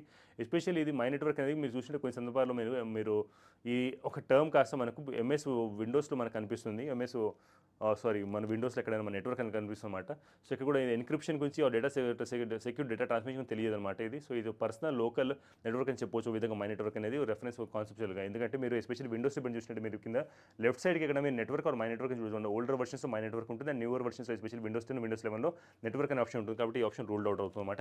ఎందుకంటే అక్కడ కూడా సెక్యూరిటీ అదేవిధంగా డేటా ఎన్క్రిప్షన్ పరంగా మనకు తెలియజేయలేదు. కాబట్టి నెక్స్ట్ ఇది వర్చువల్ ప్రైవేట్ నెట్వర్క్ ఎందుకు ఎస్పెషల్లీ ఇదే మనకు రైట్ ఆన్సర్ అవుతుంది అనమాట. ఎందుకంటే ఇది ఒక టెక్నాలజీ అనమాట. ఇది సెక్యూర్గా డేటాని అంటే ఎన్క్రిప్ట్ చేయడానికి, సెక్యూర్గా డేటాని ట్రాన్స్మిట్ అంటే మనకు పంపించడానికి, మనకు కనెక్షన్ ఇంటర్నెట్ అయితే ఉందో దాంట్లో పరంగా డేటాని సెండ్ చేయడానికి పబ్లిక్ నెట్వర్క్ పరంగా ఉపయోగపడుతుంది అనమాట. Banking transaction especially very much suggested అనమాట ఇది. సో దీనివల్ల ఓ డేటాని కాస్త ఎన్క్రిప్ట్ చేస్తుంది, అదేవిధంగా ప్రైవసీ సెక్యూరిటీ అంటే కల్పిస్తుంది అనమాట. ఎప్పటివరకు మనకైతే డేటా కాస్త ఇంటర్నెట్ ద్వారా ట్రావెల్ అవుతుందన్నమాట. ఎస్పెషల్లీ VPN వచ్చేసి మనకు అంటే డేటాని స్క్రాంబుల్ అంటే ఎన్క్రిప్ట్ అనమాట. స్క్రాంబుల్ అంటే ఎన్క్రిప్ట్ చేయడం అనమాట. ఆ డేటా ప్రొటెక్ట్ చేసుకుంటూ ఇంకెవరైనా ఇంటర్సెప్ట్ చేసి అదేవిధంగా ఇంకెవరి ద్వారా అన్ఆథరైజ్డ్ థర్డ్ పార్టీ దాన్ని యాక్సెస్ చేసేలాగా దాన్ని బ్లాక్ చేస్తుందన్నమాట. ఈ కోర్ ఫంక్షనాలిటీ VPN వచ్చేసి మనకి ఏంటంటే సెక్యూర్ డేటా ట్రాన్స్మిషన్ ఉంటుందన్నమాట ఇంటర్నెట్లో. సో VPN అనేది ఎగ్జాక్ట్లీ మనకి ఇది ఒక క్వశ్చన్ అయితే ఉంటుందో దాన్ని మనం రిఫర్ చేస్తుందన్నమాట. అదేవిధంగా ఇది VPN ఎలా వర్కౌట్ చూస్తున్నట్టయితే మీరు ఎస్పెషల్లీ VPN మీరు ఒక మీ PC నుంచి వాడితే కనుక అది ఒక ఎన్క్రిప్టెడ్ టన్నల్ని క్రియేట్ చేస్తుందన్నమాట. ఆ ఎన్క్రిప్ట్ టన్నల్ ద్వారా మన VPN సర్వర్ నుంచి మళ్ళీ అది ఇంటర్నెట్కి వెళ్తుంది. అదేవిధంగా VPN ద్వారా మనకు ఇంటర్నెట్ సర్వీస్ ప్రొవైడర్ ఇలాగనే వెళ్తుందన్నమాట. సో VPN సర్వర్ అది VPN టన్నల్ ద్వారా మనకు సెక్యూరిటీ కలుగుతుందన్నమాట. సో ఈ ఇంటర్నెట్ సర్వీస్ ప్రొవైడర్ ద్వారా త్రూ మనకి అది ఆ టన్నల్ దీన్ని బైపాస్ చేస్తూ అది ఒక ఎన్క్రిప్టెడ్ టన్నల్ని క్రియేట్ చేస్తుందన్నమాట. హౌ VPN వర్క్స్ అంటే యూజర్ డివైస్ నుంచి మనకు కాస్త మనకు VPN క్లయింట్కి వెళ్తుంది. VPN క్లయింట్ మన ఇంటర్నెట్ సర్వీస్ ప్రొవైడర్ అక్కడ నుంచి మన VPN సర్వర్కి వెళ్తాం, అక్కడ నుంచి ఇంటర్నెట్కి వెళ్తాం అనమాట. సో VPN లేకపోతే మాత్రం మనకి ఇలా మన VPN క్లయింట్ VPN సర్వర్ ఉండమాట డైరెక్ట్గా ఇంట్రాక్షన్ అవుతుందన్నమాట. సో VPN ఉంటే ఏంటి, VPN ఉండకపోతే ఎలా మన ట్రాన్సాక్షన్ ఎలా జరుగుతుందో ఇక్కడ చెప్తున్నమాట. VPN క్లయింట్ VPN సర్వర్ ద్వారా మనకి డేటా కాస్త ఎన్క్రిప్ట్ అవుతుందన్నమాట. అంటే ఇక్కడ నుంచి ఇంటర్నెట్ నుంచి వస్తే VPN సర్వర్కి వెళ్తుంది, అక్కడ నుంచి డేటా ఎన్క్రిప్ట్ అవుతుందన్నమాట. అది ఎన్క్రిప్ట్ అయ్యి మన నెక్స్ట్ ఇక్కడ మనకి VPN క్లయింట్ వచ్చి డిక్రిప్ట్ అవుతుంది. నెక్స్ట్ అది యూజర్ డివైస్కి అలా వస్తుందన్నమాట. సోషల్ నెట్వర్క్ చూసినట్టు ఎస్పెషల్లీ మనకి ఇది ఒక ఫేస్బుక్ సోషల్ మీడియా నెట్వర్క్ నుంచి చెప్తున్నమాట. ఫేస్బుక్, ట్విట్టర్, ఇన్స్టాగ్రామ్, లింక్డ్ఇన్ అయితే ఉన్నాయో మనకి ఇవన్నీ కూడా మనకి కమ్యూనికేషన్ చేయడానికి అదే కంటెంట్ షేర్ చేయడానికి ఉపయోగపడుతుంది. కానీ ప్రైమరీ ఇక్కడ ముఖ్యంగా సోషల్ ఇంట్రాక్షన్ గురించి చెప్తున్నా, కానీ ఇక్కడ ఎన్క్రిప్షన్ డేటా సెక్యూరిటీ ఎక్కడ మనకు ఆ పాయింట్ లేదు కాబట్టి మనకి ఆప్షన్ రైట్ రూల్ అవుట్ అనమాట. ఈ ఇంటర్నెట్ సర్వీస్ ప్రొవైడర్ అవుతుందో ఎస్పెషల్లీ ఇది ఒక కంపెనీ అనమాట. ఇది ఇంటర్నెట్ యాక్సెస్ని కల్పిస్తుందో లైక్ కామ్కాస్ట్, AT&T, వెరిజాన్, అదేవిధంగా మనకు జియో, BSNL, ఎయిర్టెల్, ఇవన్నీ ఐడియా, వోడాఫోన్ ఐడియా, VI, అదేవిధంగా ఇవన్నీ కూడా మనకు ఇంటర్నెట్ కనెక్షన్ మనకు ప్రొవైడ్ చేస్తారన్నమాట. ఇక్కడ కూడా మనకి రెస్పాన్సిబుల్గా మనకి డేటా ఎన్క్రిప్షన్ డేటా అయితే ఉంటుందో ఆ ఎన్క్రిప్షన్ గురించి మనకి ఇది పూర్తిగా పట్టించుకునే అవకాశం ఏదంటే ఉండదు. అది only when it's premium service, only it's premium service అలాంటి సందర్భాలు ఉండే అవకాశం ఉంది. కాబట్టి ఈ ఆప్షన్ కూడా rule out. Only option B virtual private network కాస్త మనకి సెక్యూర్గా డేటాని ఎన్క్రిప్ట్ చేసుకుంటే దాన్ని అంటే స్క్రాంబుల్ అంటే ఇక్కడ ఏంటి మనకు డేటాని మనకు కాస్త ఎన్క్రిప్ట్ చేయడం అంటే ఇక్కడ ఎన్క్రిప్ట్ చేయడం అంటే. సో అందుకే option B is the right answer for this question. Moving on to the next question. 145. Which of the following are needed for Skype to function on a computer? Skype అనేది function అవడానికి మనకు కంప్యూటర్లో ఏది ఉపయోగపడుతుంది అని చెప్తున్నారు. ముఖ్యంగా మీరు ఎస్పెషల్లీ జూమ్ అని ఆర్ లైక్ మీరు ఇది మైక్రోసాఫ్ట్ టీమ్స్ అయినా ఆర్ సిస్కో వెబ్ఎక్స్ అనేవి వాడి ఉంటే స్కైప్ కూడా మీకు ఆప్షన్ తెలుసుండమాట. ఇది ఒక వీడియో ఎస్పెషల్లీ వీడియో కాన్ఫరెన్సింగ్ కోసం వీడియో చాట్ పరంగా మనకి ఉపయోగపడే ఒక మేజర్ అప్లికేషన్ అనమాట. సో దీంట్లో మీకు కావాల్సిన అంటే ఒక వెబ్ క్యామ్ అవసరం ఉంటుంది, మైక్రోఫోన్ అవసరం ఉంటుందన్నమాట, ఒక స్పీకర్ కూడా అవసరం ఉంటుందన్నమాట. సో మీరు చూసిన ఆప్షన్లో మనకి ఏ ఆప్షన్ రైట్ అవుతుంది చూడండి ఒకసారి జనరల్గా మీరు ఒక స్కైప్ ఒక వీడియో కాల్ మాట్లాడండి, మీకు ఏమేమి అవసరం ఉంటుంది ఒకసారి అనలైజ్ చేయండి. సో ఒకసారి మనం రికలెక్ట్ చేసుకుంటే మనకు ఎస్పెషల్లీ మీకు ఏం కావాలంటే మీకు ఒక స్కైప్ని కాల్గా మాట్లాడాలనుకుంటే మనకు వీడియో కాల్ మాట్లాడాలనుకున్నప్పుడు ఎస్పెషల్లీ వాట్సాప్ వీడియో కాల్ అయినా మీరు స్కైప్ అయినా వెబ్ఎక్స్ అయినా ఇంకేది మాట్లాడుకుంటే మనకు 1, 2, 3 అనమాట. వెబ్ క్యామ్, మైక్రోఫోన్, స్పీకర్ ఇవన్నీ కూడా మనకు అవసరం ఉంటుంది. కాబట్టి ఇవన్నీ కూడా మనకు అవసరం ఉంటుంది. సో మనకు ఆల్ 3 1, 2, 3 ఆప్షన్ 1, 2, 3 అవుతుందో మనకి 3 అవసరం. So option B is right answer for this question అనమాట. సో వెబ్ క్యామ్ వచ్చి మనకు వెబ్ క్యామ్ ముఖ్యంగా వీడియో కాలింగ్కి మనకు పర్సన్ చూడడానికి మనకు ఇది ఉపయోగపడుతుందన్నమాట. మనకు ఆడియో కాల్స్ కాకుండా ఎస్పెషల్లీ స్కైప్ వచ్చేసి మనకు వాయిస్ ఓన్లీ కమ్యూనికేషన్ కాదు, వెబ్ క్యామ్ కూడా దీనికి అవసరం ఉంటుంది. ఈ స్పీకర్ వచ్చేసి మనకు ఎసెన్షియల్ అనమాట, మనకు వినడానికి ఎస్పెషల్లీ ఇంకో పర్సన్ ఏం చెప్తున్నారు చెప్పడానికి. సో అందుకే ఆప్షన్ B అవుతుంది మనకి ఇది పూర్తిగా ఫుల్లీ అనమాట. సో ఇది బోత్ వాయిస్ అండ్ వీడియో కాల్స్కి ఉపయోగపడుతుంది అనమాట. వెబ్ క్యామ్ కాస్త వీడియోకి, మైక్రోఫోన్ కాస్త మనకు ఆడియో ఇన్పుట్కి, స్పీకర్ కాస్త మనకు ఆడియో అవుట్పుట్కి అనమాట. And this is how Skype మన user inter looks like. And more video call మాట్లాడేటప్పుడు మీకు స్పీకర్ కావాలి, మైక్రోఫోన్ కావాలి. స్పీకర్ అంటే ఇక్కడ ఒక హెడ్ ఫోన్ అనమాట, ఇక్కడ మైక్రోఫోన్, అదేవిధంగా మనకు వెబ్ క్యామ్ కూడా మనకు అవసరం ఉంటుంది. సో దట్స్ హౌ మన option B goes right with the question. Like 146 అండి. Which of the following is the maximum file size that can be attached to an email message Gmail. మీరు Gmail కనుక ఇప్పుడు ఫుల్గా వాడి ఉంటే దాంట్లో మీకు లార్జర్ ఫైల్స్ మీకు వీడియోనైనా ఇంకా పంపించదలుచుకుంటే మాత్రం దాంట్లో మ్యాక్సిమం స్టోరేజ్ వచ్చి మనకు 25 MB ఉంటుంది అనమాట. So 25 MB is the largest supported file size for this అనమాట. So 25 MB is right answer. ఇది యూజర్ ఎక్స్పీరియన్స్ వస్తుంది, లేకపోతే మీరు కంటెంట్స్ పరంగా వెళ్ళినా మీకు వస్తుంది అనమాట. ఈ 100 MB ఫైల్ వచ్చి మనకి జీబీఎల్ అలో చేయదు, 200 MB అలో చేయదు అనమాట, 50 MB కూడా అలో చేయదు అనమాట. ప్రొవైడ్ అది మనకు మీరు కనుక గూగుల్ డ్రైవ్స్లో ఎస్పెషల్లీ అటాచ్ చేసి ఉంటాయి. So Google's Gmails maximum file size for direct attachments ఏంటంటే దాంట్లో ముఖ్యంగా 25 MB. ఇండియన్ అటాచ్మెంట్స్ పరంగా చూసినా ఆటోమేటిక్గా మనకి దాన్ని ఏమి అవుతుందంటే అది గూగుల్ డ్రైవ్ రిఫర్ చేస్తున్నమాట. అప్పుడు దాని ద్వారా ఏంటంటే మేము లింక్ని కనుక షేర్ చేస్తే ఒక ఈమెయిల్ బాడీకి దాని పరంగా మనకి అది ఆ లిమిట్స్ కాస్త మనకి బోత్ ఇండివిజువల్ ఫైల్స్ కాస్త మనకు ఆ కంబైన్డ్ ఫైల్స్ మనకి ఈమెయిల్ పరంగా అది ఉపయోగపడుతుంది. So 25 MB is the largest direct attachment ఈ file can allow by the Google అనమాట. So files larger than 25 MB need to be upload through Google Drive and link to be shared with in అనమాట. So అది ఆ question సంబంధించిన answer అనమాట. So larger files must be shared with Google Drive. Attachments larger 25 MB will be automatic upload to Google Drive అనమాట. Download link will be included to the emails అనమాట. So అలా మనకు file share చేస్తే మనకి ఈ option మన ఒక dialogue box open అవుతుంది అనమాట. సో అప్పుడు మీరు అలా చేయాల్సి వస్తుంది. ఈ 1 terabyte per second 1 terabytes per second is dash bytes per second అనమాట. సో ఇక్కడ ఏమంటున్నాం 1 టెరాబైట్స్ పర్ సెకండ్ అంటే మరి దీని ఆన్సర్ వచ్చేసి మన 2 to power of 40 అనమాట. ఎందుకంటే 1 టెరాబైట్ అని కూడా మనం 1 to the power of మనకు 10 to the power of 12 వస్తుంది అనమాట ఇక్కడ especially. So 10 to the power of 12 వచ్చేసి మనకి డెసిమల్ నొటేషన్ పరంగా ఉపయోగపడుతుంది అనమాట 1 టెరాబైట్ అంటే. కానీ బైనరీ నొటేషన్ మనం చూసినా ఎస్పెషల్లీ మనకి దీంట్లో కంప్యూటింగ్ డివైస్లో మనం చూసినట్లయితే 1 terabyte 2 to the power of 40 bytes అనమాట. సో సిన్స్ ఈ స్టెప్ ఆఫ్ బైనరీ ఫిక్స్ అంటే మన డబల్ అవుతుంది కాబట్టి ప్రీవియస్ యూనిట్తో, కాబట్టి అలా విధంగా చెప్పవచ్చు. ఎందుకంటే ఇక్కడ మనం ముఖ్యంగా అర్థం చేసుకోవాల్సింది ఏంటంటే మనకు కన్వర్షన్ టెరాబైట్స్ నుంచి బైట్స్ పరంగా అనమాట. సో అక్కడ యూనిట్స్ ఎలా వర్క్ అవుతుంది అది కూడా power in terms of power 2. So since computing సిస్టమ్స్లో మనకు ఆఫర్ మనకి బైనరీ ప్రిఫిక్సెస్ ఓపెన్ అవుతాయి కాబట్టి, సో ఇక్కడ ఈక్వేషన్ పరంగా చూసిన ఎస్పెషల్లీ మనకు 1 టెరాబైట్ పర్ సెకండ్ని కాస్త మన బైట్స్ పర్ సెకండ్కి మనం మార్చాలి కాబట్టి 1 terabyte 2 to the power of 40 second 2 to the power of 40 bytes per second అని చెప్పవచ్చు. సో ఇలా మనం చూసినట్లయితే ఆప్షన్ మనకు 2 to the power of 20 2 to the power of 40 అవుతుందో వాటి అవన్నీ కాదు 2 to the power of 40 అవుతుందో మనకు ఇంత బిగ్ నెంబర్ వస్తుంది డిజిట్ అనమాట. అదర్ కరెక్ట్ వాల్యూ వచ్చేసి మనకు 1 టెరాబైట్ వస్తుంది అనమాట బైనరీ ఫామ్లో. సో ఇది నెంబర్ ఆఫ్ బైట్స్ మన టెరాబైట్ పరంగా. సో ఇది కరెక్ట్లీ మనకు 1 టెరాబైట్ పర్ సెకండ్ మనకు రిప్రజెంట్ చేస్తుంది అనమాట. ఎందుకంటే 2 to the power of 30 bytes 2 to the power of 10 ఇక్కడ మనకి ఈక్వల్ స్మాల్ యూనిట్స్ బైట్స్ పరంగా కిలోబైట్స్ మెగాబైట్స్ పరంగా మనకు అది ట్రాన్స్లేట్ అవుతుంది అనమాట కిలోబైట్స్ పరంగా. 2 to the power of 40 వచ్చేసి మనకి బైట్స్ మనకు పర్ సెకండ్ పరంగా ఈక్వల్స్ 1 టెరాబైట్ పర్ సెకండ్ అని చెప్పవచ్చు అనమాట. అది రైట్ వాల్యూ అవుతుంది. సో దాని మీద ఎస్పెషల్లీ అది ఎలా తెలుసుకోవచ్చో చూసిన మీరు ఎస్పెషల్లీ బేసిక్ యూనిట్స్ పరంగా మెమరీ చూసిన మీరు 1 బిట్ ఈజ్ ఈక్వల్ టు మనకు 0 వస్తుంది, 4 బిట్స్ ఈజ్ ఈక్వల్ టు మనకు 1 నిబుల్ వస్తుంది, అండ్ 2 బిట్స్ 2 నిబుల్స్ వస్తుందన్నమాట. కిలోబైట్కి 1024 బైట్స్ వస్తుందన్నమాట. అలా 1024 బైట్స్ 10 చూసుకుంటే మీకు ఎస్పెషల్లీ 1024 బైట్స్ మనకు 1 టెరాబైట్ వాల్యూ తెలుసుకోవచ్చు అనమాట. So bit is smallest memory చెప్పొచ్చు. సో అది 2 to the power of 8 చెప్పొచ్చు. ఒక బైట్ వచ్చేసి మన 2 to the power of 8 కదా. సో టెరాబైట్ అన్నప్పుడు మన దాన్ని అలా మన 5 టైమ్స్ అవుతుందన్నమాట. ఎందుకంటే మనకు ఏంటండి ఒక బైట్ వచ్చేసి మనకి ఏమని అడుగుతాను, ఒక బైట్ వచ్చేసి మన 2 to the power of 8 కాబట్టి మీరు చూసినట్టు ఇక్కడ ఒక బైట్ అనమాట ఇది ఇక్కడ. సో 5 టైమ్స్ 1 2 3 అదేవిధంగా 4 ఇక్కడ నుంచి మనకి ఇది 5th కాబట్టి మనకు 1 బైట్ దీనికి 5 టైమ్స్. సో ఆ 5 టైమ్స్ కాస్త మనకు 1 2 3 4 5. సో 5 టైమ్స్ కాబట్టి మనకు 10 2 to the power of 8 కాస్త దానికి ఇంటూ 5 కాబట్టి మనకు 2 to the power of 40 అవుతుందన్నమాట టెరాబైట్స్ పరంగా. సో అది మనకు చెప్పవచ్చు అనమాట. నెక్స్ట్ ఇది దాని పరంగా మీకు మెమరీ గ్రాఫిక్ యూనిట్స్ అనమాట, units of memory. So storage units పరంగా ఎలా మనకు స్టోర్ అవుతుందని చెప్పొచ్చు. ఇది ఇన్ఫర్మేషన్ డెసిమల్ పరంగా, అదేవిధంగా మనకు ఇది ఓటు వైసే బైనరీ పరంగా.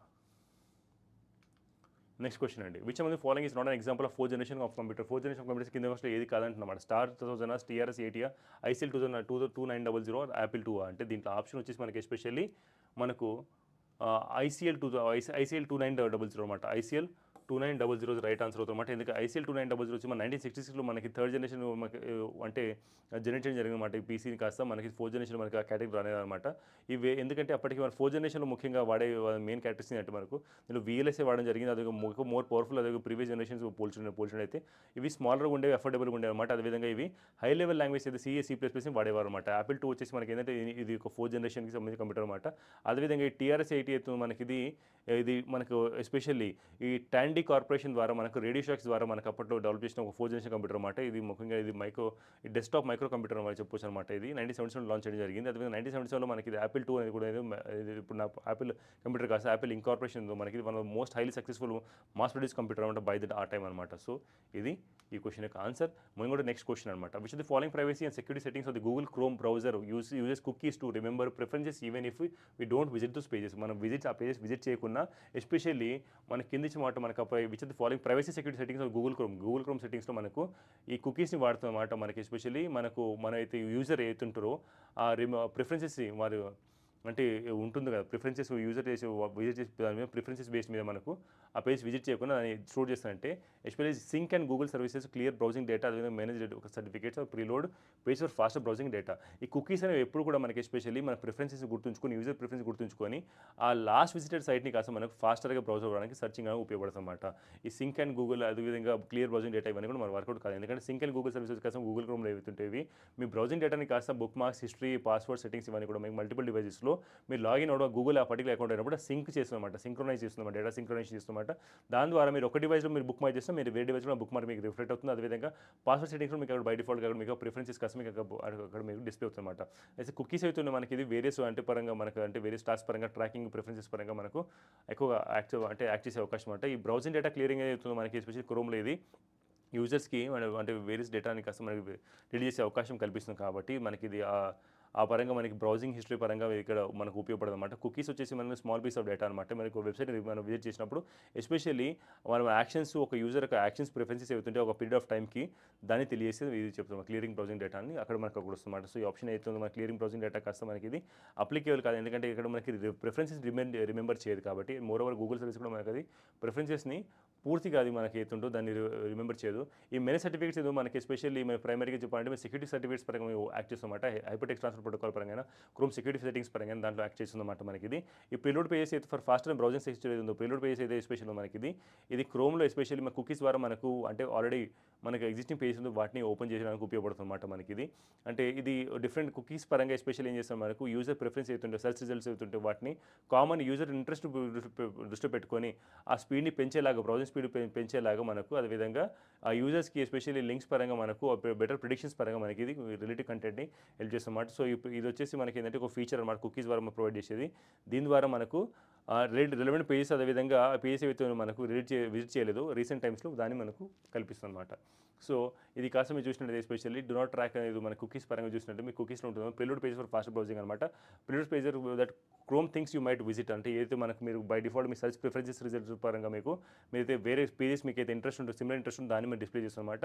సో టు డూ దిస్ మన కుకీస్ స్టోర్ చేస్తామన్నమాట. సో ఇఫ్ యూలో cookies may encrypt and send pages through the Google to hide your identity from sites అనమాట. సో ఒకవేళ మీరు ఇది అలో చేస్తే కానీ కుకీస్ ఏదైతే మీరు ఎన్క్రిప్ట్ చేస్తూ అదేవిధంగా గూగుల్కి కోసం మనకు ఆ పేజెస్ తెలియజేస్తామన్నమాట. సో ఇది ఆ క్వశ్చన్ యొక్క రైట్ ఆన్సర్. నెక్స్ట్ క్వశ్చన్ అంటే which of the following keyboard shortcuts is use to display non editable hypertext hypertext markup language అనమాట. Source code for the current page in Chrome బ్రౌజర్లో కనుక మీరు ఎప్పుడైనా మళ్ళీ ఇంకో Google browser మన ఇంకో క్వశ్చన్ రేంజ్ అనమాట. క్రోమ్ బ్రౌజర్ మీరు ఎప్పుడైనా మీరు నాన్ ఎడిటబుల్ HTML కనుక చూడదలుచుకుంటే ఆ పేజ్ ఎలా అంటే ఏ హైపర్ టెక్స్ట్ మార్కప్ లాంగ్వేజ్ పరంగా HTML పరంగా మనకి ఎలా బిల్డ్ అయిందో మీకు చూడదలుచుకుంటే మాత్రం అలాంటి సందర్భాల్లో మనకు ఏ కోడ్ని షార్ట్కట్ కీ వాడాలంటే మనకి కంట్రోల్+ ఇవ్వండి. కంట్రోల్+ అంటే ఇన్స్పెక్ట్ ఎలిమెంట్ పరంగా మనకి చెప్పొచ్చు అనమాట. సో ఆ కోడ్ని కాస్త డిస్ప్లే చేస్తాం అనమాట. మన కంట్రోల్+ అనేది సేవింగ్ కోసం వాడతారన్నమాట. ఎస్పెషల్లీ Alt+U కానే కాదనమాట. సో కంట్రోల్+ ఎస్ అయితే ఉందో మన కంట్రోల్+U అయితే ఉందో మన కీబోర్డ్ షార్ట్కట్ ఇది కాస్త మన పేజ్ యొక్క సోర్స్ కోడ్ని మనకి చూడడానికి ఒక యూజర్కి ఎనేబుల్ చేస్తామన్నమాట. సో ఇది ఏం చేస్తాం మనకు ఒక న్యూ ట్యాబ్ ఓపెన్ చేస్తాం అన్నమాట. అదేవిధంగా విండోలో ఆర్ సబ్సెట్ ఒక డైలాగ్ బాక్స్ ఓపెన్ చేసుకున్న దాంట్లో HTML code of current page దాన్ని మీరు డిస్ప్లే చేస్తాం అన్నమాట. ఈ సోర్స్ కోడ్ వల్ల నాన్ ఎడిటబుల్ ఉంటుంది అన్నమాట. ఇది ఎడిట్ చేయలేరు మీరు. అదేవిధంగా ఇది యూజర్ కాస్త చూసి దాని HTML స్ట్రక్చర్ ఎలా ఉంటుందో అదేవిధంగా డైరెక్ట్గా దాన్ని మాడిఫై చేయకుండా దాన్ని మనకి ఎక్కడైనా దాని పరంగా మీరు అంటే రా డేటా పరంగా చూసి దాన్ని సిమిలర్గా మీరు బిల్డ్ చేసుకునే అవకాశం అనమాట. సో ఇది display non editable HTML source code అనమాట. కరెంట్ పేజ్ క్రోమ్ చూసినట్టయితే ఈ కంట్రోల్+ షార్ట్కట్కి అయితే మనకి ఇది కరెంట్ వెబ్ పేజ్ సేవ్ చేయదలుచుకుంటే ఆ డాక్యుమెంట్ సేవ్ చేసుకుంటే అలాంటి సందర్భంలో వాడతాం అనమాట. సో ఒకవేళ క్రోమ్ వాడుతున్నప్పుడు మనకి ఈ షార్ట్కట్ని వాడితే మాత్రం వెబ్ పేజ్ కాస్త HTML ఫైల్ పరంగా మనకి అది అంటే ఇమేజెస్ స్క్రిప్ట్స్ ఏమన్నా అది మనకు లోకల్గా కంప్యూటర్ మనం స్టోర్ చేయడం జరుగుతుందన్నమాట. కానీ అది మళ్ళీ ఓపెన్ అయ్యేది బ్రౌజర్ ద్వారానే ఓపెన్ అవుతుంది. ఈ Alt+U standard keyboard standard shortcut key కానే కాదు క్రోమ్ పరంగా, ఎందుకంటే ఈ యొక్క ఎక్కడ మన పేజ్ సోర్స్ కోడ్ డిస్ప్లే అవ్వడానికి అవకాశం లేదనమాట. సో ఇది ఒక invalid shortcut or invalid option చెప్పవచ్చు అనమాట. Alt+S మనకి ఎస్పెషల్లీ మనకి ఇది అంటే ఫామ్ సబ్మిట్ చేయడానికి వెబ్ పేజెస్లో ఎస్పెషల్లీ వెబ్ బ్రౌజర్ వాడడం అనమాట.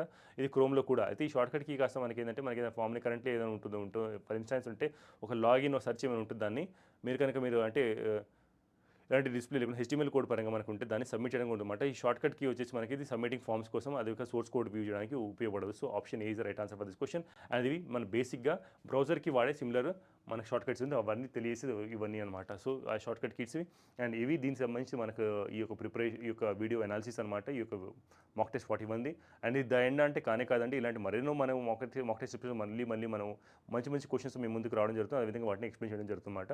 Still then all the best and keep shining and keep growing.